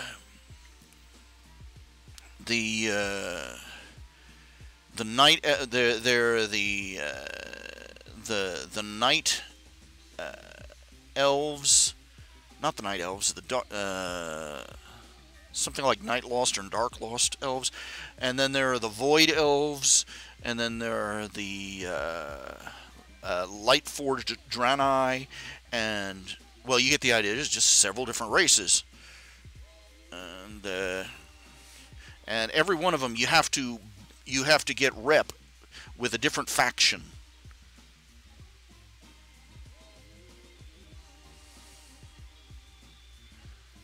Whoever came up with that idea, God help them if they ever walk through a comic convention, because they won't be able to get across the room without getting the mother of all wedgies.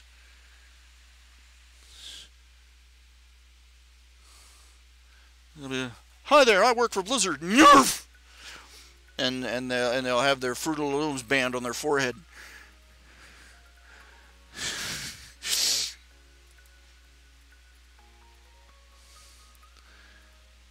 I've already griped about that. Of course, I griped about it yesterday. I'm going to gripe about it today, and I'm going to gripe about it tomorrow.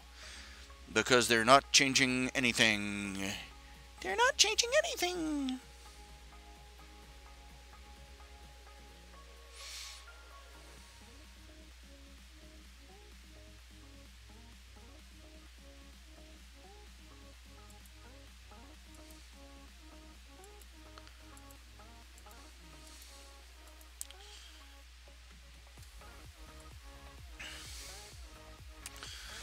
Well, man, Daniel Meyer. Daniel Meyer's having a little trouble with raccoons. He had one raccoon up in his attic, and he set a trap up there. He got the trap. It was a live trap, and he trapped the little guy and hauled him out into the wilderness and let him loose. Now he's got photographs. So he's got a night camera there. He's got 3 raccoons up in his attic. They've jacked the trap and have stolen the bait. It's hysterical. Dude, Danny Meyer, just give up and charge him rent.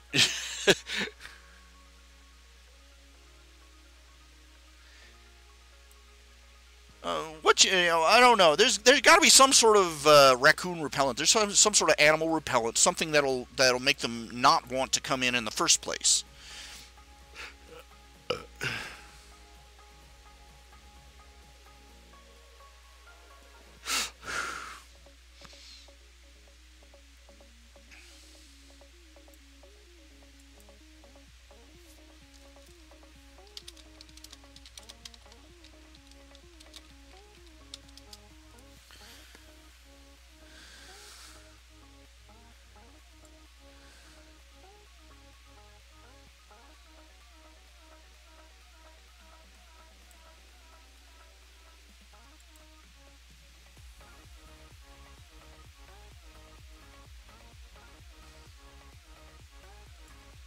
Now apparently they've got a new movie supposed to be about, it's called Alpha.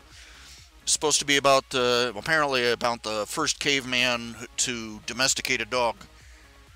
I don't know. The funny thing is that whole thing about alpha males and omegas and, and all that other stuff, that hierarchy stuff, it's not true. It's not true. I found this out myself, and I'm like, oh! What it is, okay. The people that studied the wolves and came up with this whole alpha male dominance hierarchy thing that wolf packs supposedly do, they don't. They were studying animals. They had captured a bunch of animals, random animals from around the wilderness up in the north, and they put them all together in a zoo. The problem is these animals were not related to each other. They were not a pack. They were random, total strangers to each other, basically. And they all got dumped into a cage together. They weren't observing actual wolf behavior. What they were observing is the behavior of prison inmates. A bunch of violent, dangerous strangers put together in a cage and forced to suss out who was the big boss and who was the bitch, to pardon the expression. Real wolf packs are family based. They have the mama and the daddy and all little wolf cubs, and the little wolf cubs grow up and they leave and go out and find their own mates. That's how it works. It's just basically another variation on. It's the same model as human beings, basically, and that's why human beings and canines got along so well, because we have the same sort of familial hierarchy. It's not about alpha males or anything like that. Alphas and omegas, that's it's not real. It's and it's only recently that this came out. They went and reviewed the studies, and then they went out and studied the animals out in the wild. And they said this is totally different from what we expected. But it's stuck in the pop culture.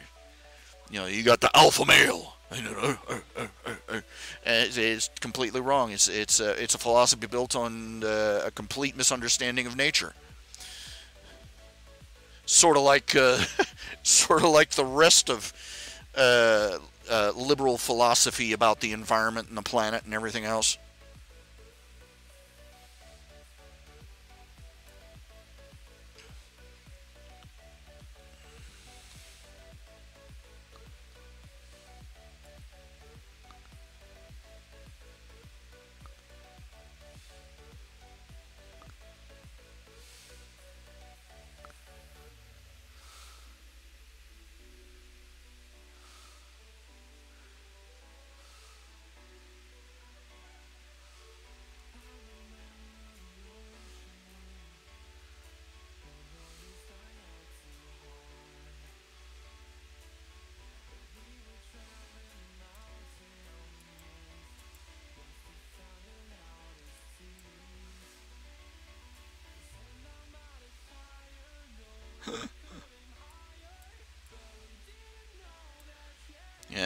Yeah, I'm fortunate. I don't have allergies. I'm fortunate. I don't have allergies. But I'm hearing from people that do. They say, man, it's so bad out there that the Breaking Bad guys are turning the crack back into Sudafed.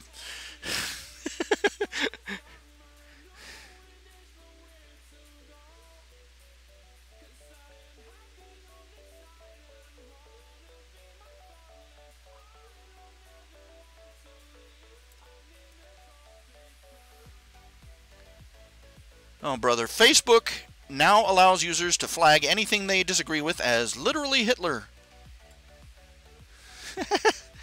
It's from the Babylon Bee. Never mind. They're making a Bewitched reboot. Remember Bewitched? Except now she's a black single mom. Oh yeah, that's, true to the spirit of the original story. Yeah. Looking back, I can't say I liked Bewitched very much. I liked Bewitched very much. First of all, is the twitchy thing about quote unquote glamorizing witchcraft. But the thing of it is that the witches on Bewitched, they weren't witches. They were pagan demigods. They were capable of doing anything. All they had to do was wiggle their nose or snap their fingers, and anything could happen. And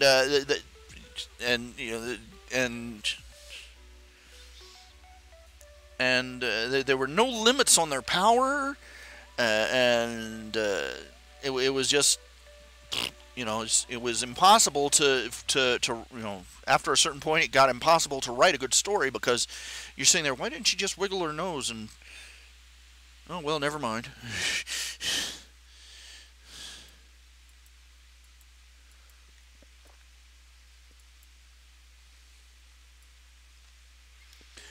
Why are you getting so mad that they're making her black?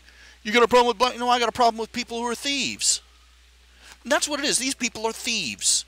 These people who take characters, legacy characters, characters with a history, characters and stories and worlds and franchises with a history that goes decades back, and that people loved, and that so much was put into them, so much creative effort was put, and they're stealing them. They're basically, when I see somebody take, oh, we're going to redo the show, except we're going to make the main character a black lesbian. What you're saying is, you are utterly incapable of creating anything original or appealing to audiences with the characters you got, which is a black lesbian, and so you're going to steal somebody else's hard work. You're a thief. You're not an artist. You're not creative. You're not avant-garde. You're not even being all that original. I'm sorry. As one guy put it, he was talking about Wildbow, the author of Worm. He said, the grimdark deconstruction of superheroes things, that wasn't original. When he wasn't even beating a dead horse. When he got there, it was a vaguely horse-shaped pile of loose meat that he poked with a stick a couple of times. You're not even that original. You're just stealing from other people. putting the characters in blackface and then propping them up as your original idea. You're a thief. You're a scumbag. You're slime. You're swine. And you've ruined a great classic for all the people that loved it. I'm sorry, I felt this way about the Battlestar Galactica. I don't care how great the remake was. It was a grimdark, angsty ripoff. I remember the original Battlestar Galactica. It was corny, it was hokey, it was cheesy, and I loved it. And you ruined it forever for me. And you ruined it forever for everybody that loved it. And why? Because you're trying to erase it, and you're trying to erase the past, steal from other people, steal the hard work of other people, and parade it around as your own.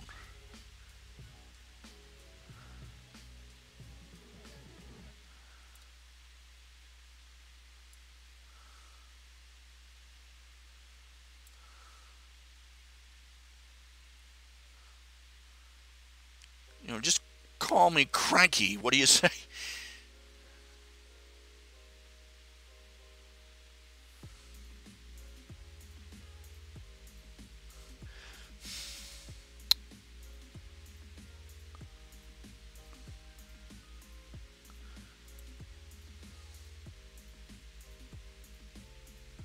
It appears Senator John McCain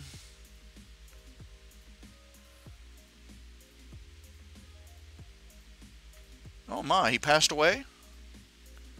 Oh well. Now we get to watch all the politicians in Washington, D.C. Pounce on his Senate seat like a buzzards on a gut wagon.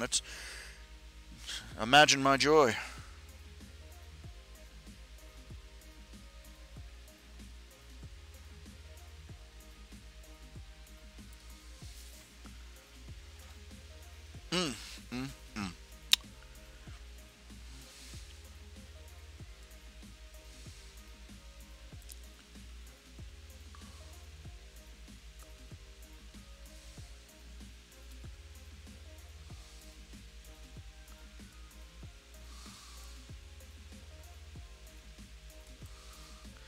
Oh, brother, they've got another... Look, let's see here.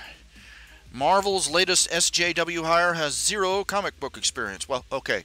Give me this. Give me this. I don't care if they have 0 experience. Really, I don't care if some, they could stand some new blood, you know what I'm saying? But the problem is the kind they're getting is going to kill them. Let's see. Bounding into comics. Let's see... they got this, let's see here, let's see, the new character that they're coming up with. I had some dingleberry talking, oh, they're renovating, they're doing all sorts of avant-garde things. They're reinventing Iron Man. No, they're not reinventing Iron Man.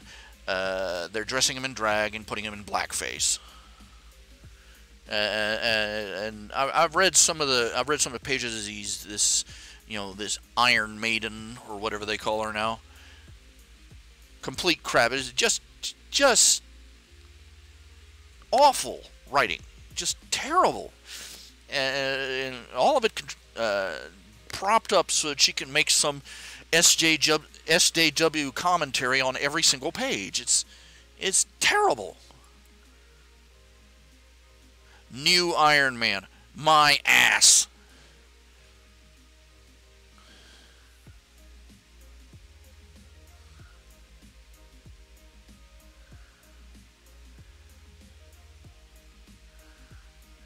They call her Ironheart. Riri Williams, Ironheart. She's...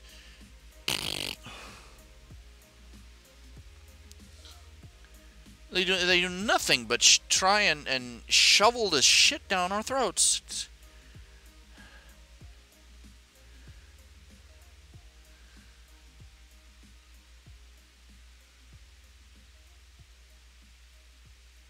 And, yeah, I'm looking at a picture of this author.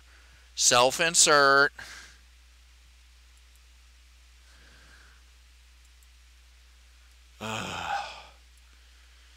It's not enough that they have the whole world. They have to take what's left to us. It's not enough. It's not enough. It's never enough. No matter how much you give them, no matter how much we back up and leave to them, no matter how much territory we give to them, they will take everything they give, and they will keep coming, demanding more.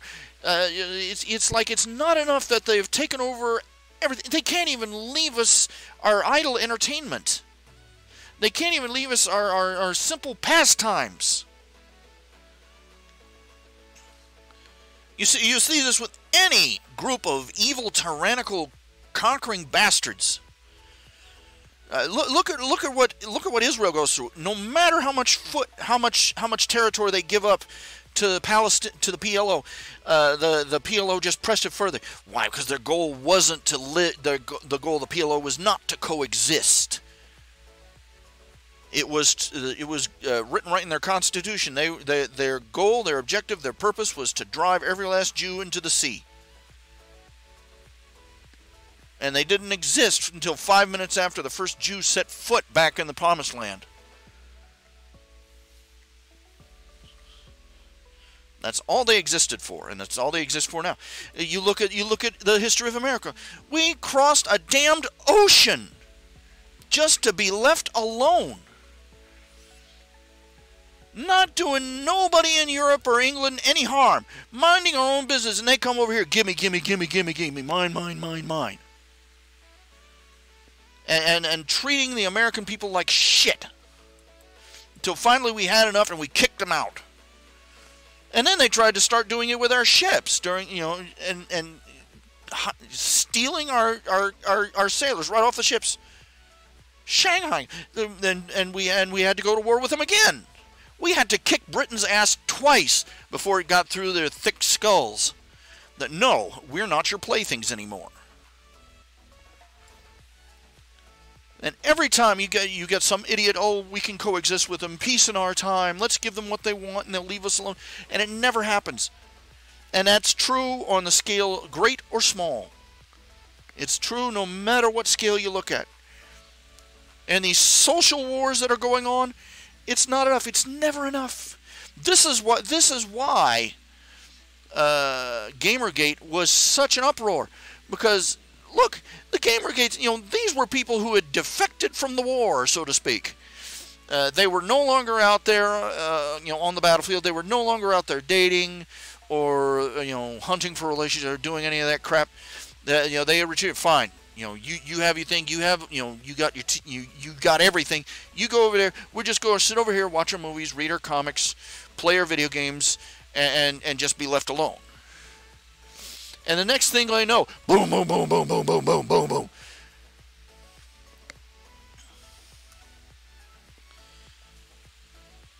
The feminists and the social activists beating down the door. Because, what are you doing in there? You're enjoying yourself and we don't like that. Boom, boom, boom, boom, boom, boom, boom. That's all it takes for them to go off the rails. If they find out a man's liking something, they'll fix that.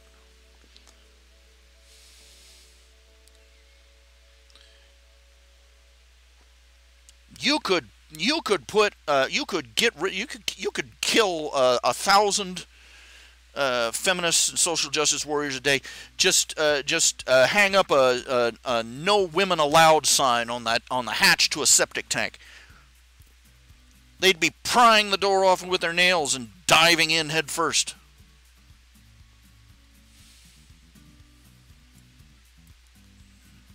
Men can't even have a private club of their own.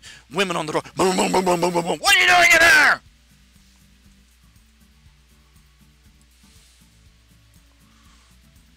Gee, I just can't understand why men aren't lining up to get married. You want to know why young men aren't getting... I remember preachers. I remember this one particular preacher when I was in college. I went to Pensacola Christian College for a year. Couldn't afford to go back. And he was a guest speaker, and he was mocking young single men. Just mean and nasty about it. They got their bachelor pad. And then, and talking about how the reason young men didn't want to get out and get married is because they just wanted to be swingers. And, how men were scum for wanting to be... Even back then, I was going, what's wrong with you?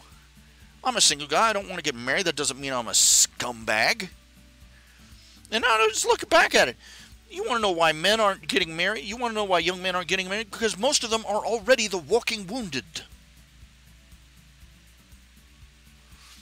The vast majority of young men in the United States today come from broken homes. When they were kids, they watched their mothers dynamite their home. And it's 9 times out of 10, it's the woman. And that's not just an aspect. That's most divorces these days are filed by the woman. Most are decided in favor of the woman by the courts, no matter the circumstances. Even though it's the woman who filed for it, who instigated it, the woman who was cheating, doesn't matter. No-fault divorce is another way of saying it's the man's fault.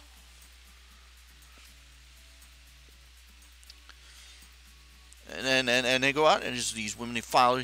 These kids, imagine that you're 10 years old and you watch as your mother just pulls out the Wile E. Coyote plunger, boom, blows the roof off of your home, and she marches off to go live in a house in some other town or on the far side of town, and the next thing you know, you're being shuffled back and forth between your father and your mother, and every other time your mother is talking smack about your dad.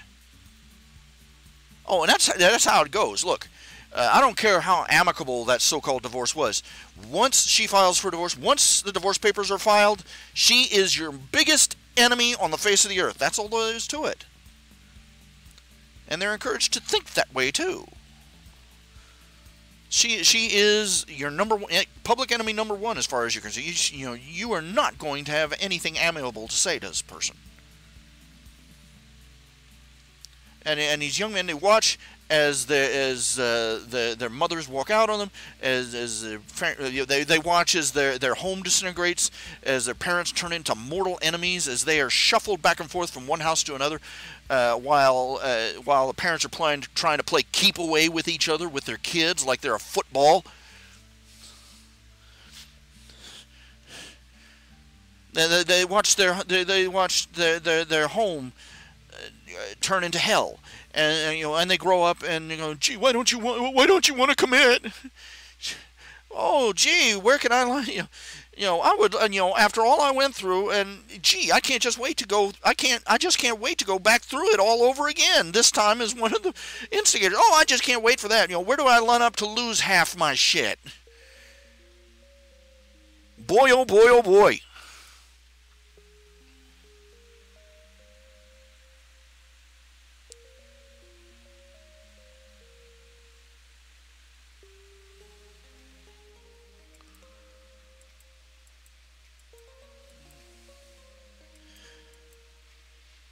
And what I love is these people, it's all of a package. You got to realize it's all of a package. The free love movement and the divorce rate and the sodomy rate, all of it's all tied together.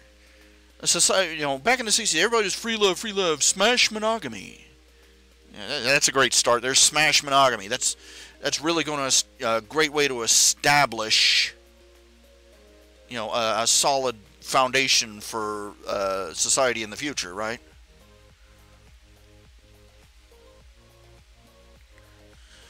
My gay marriage doesn't has nothing to do with your your straight marriage. Oh, really? You're undermining the very idea of marriage. You're making it into a joke.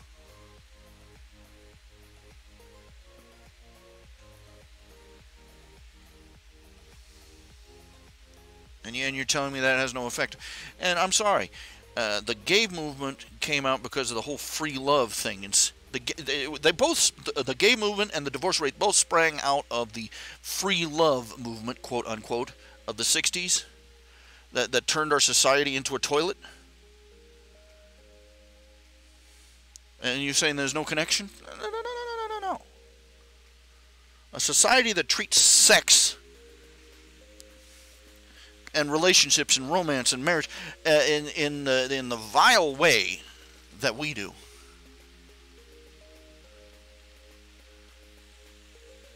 is going to crumble from within.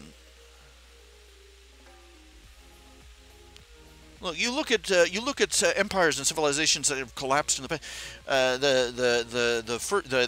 One of the things they all have in common is they reach a point of absolute depraved sexual, depravity. It's just they were utterly messed up by the time they fell apart. They reached a point of decadence.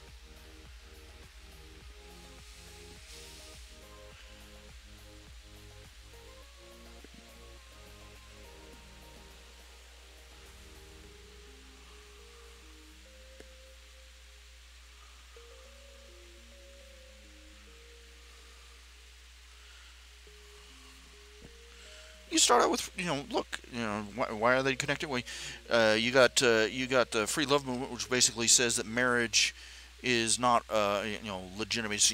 Who needs marriage? It basically says that marriage is something you should opt in or opt out of at a whim. It also says that it's all about your personal it's all about your personal preferences. Right or wrong, you can do whatever you want. Want to get married, then quit the next week? Sure, no problem. Want to marry somebody of the same gender? Want to marry several people of the same gender? Hey, no problem. Want to marry a goat? Hey.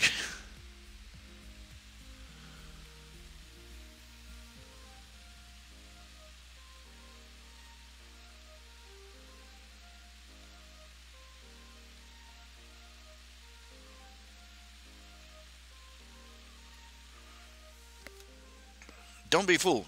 These people that talk about responsible sex ed. Look, you know what the purpose of sex ed in the public school system is? You could sum it up like this: how do I keep doing this and still get away with it?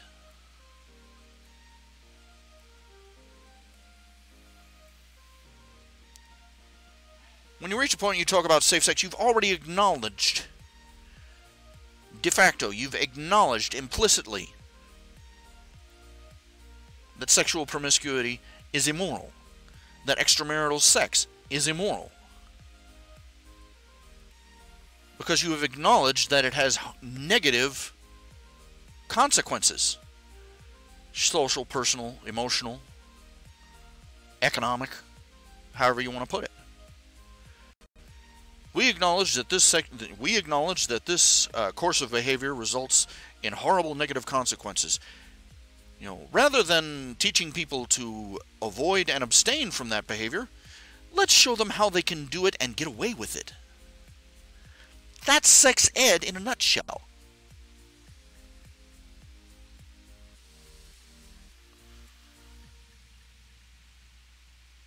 Well, you're saying that we shouldn't teach kids about sex. I'm saying you should teach your kids about sex. Why are you letting your school teachers do it instead of you? They flat out told you that they don't want to teach right or wrong or any ethical hang-ups with it. They just want to teach the plumbing. They want to teach you how to do it and how to get away with it. That's what they want to teach your kids. You want sex ed? Sit down on the couch with your kid and start talking. You will not die of embarrassment. And neither will your kid.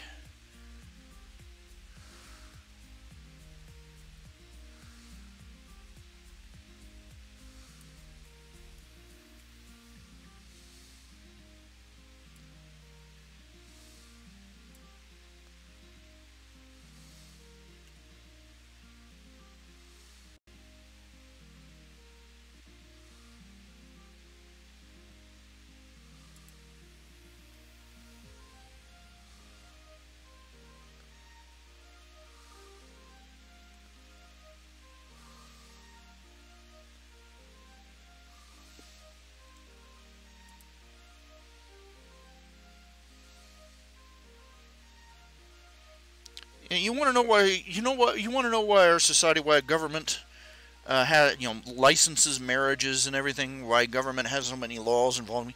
Because marriage is a fundamental building block of human civilization.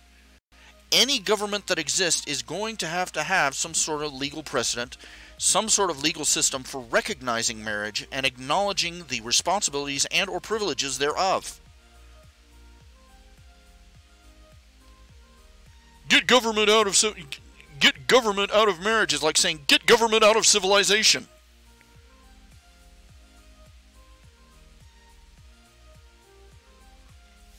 It's stupid blibber blubber by people who don't want to face up to the consequences and the responsibilities of a society to uphold the moral and ethical values that come with being a civilization.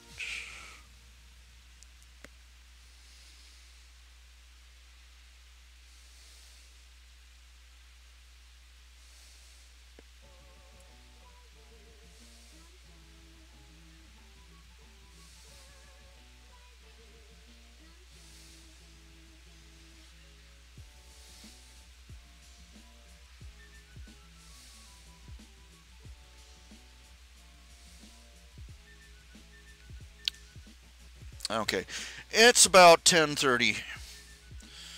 I've been on a tear for the past half hour. I think we can put that off right now. Oh well, you're clocking on just as I'm about to clock out, Shadowhunt. I'd say it's generally going pretty good. I need to get off my fat butt and work harder. Well, actually, I need to sit on my fat butt and work harder. We'll see what I can do with that. I'm afraid I'm getting ready to clock out. Well, thank you all for tuning in. Thank you all for stopping by, and thank you all for putting up with me. I'll catch you all some other day. We'll see where we go from there. Good night.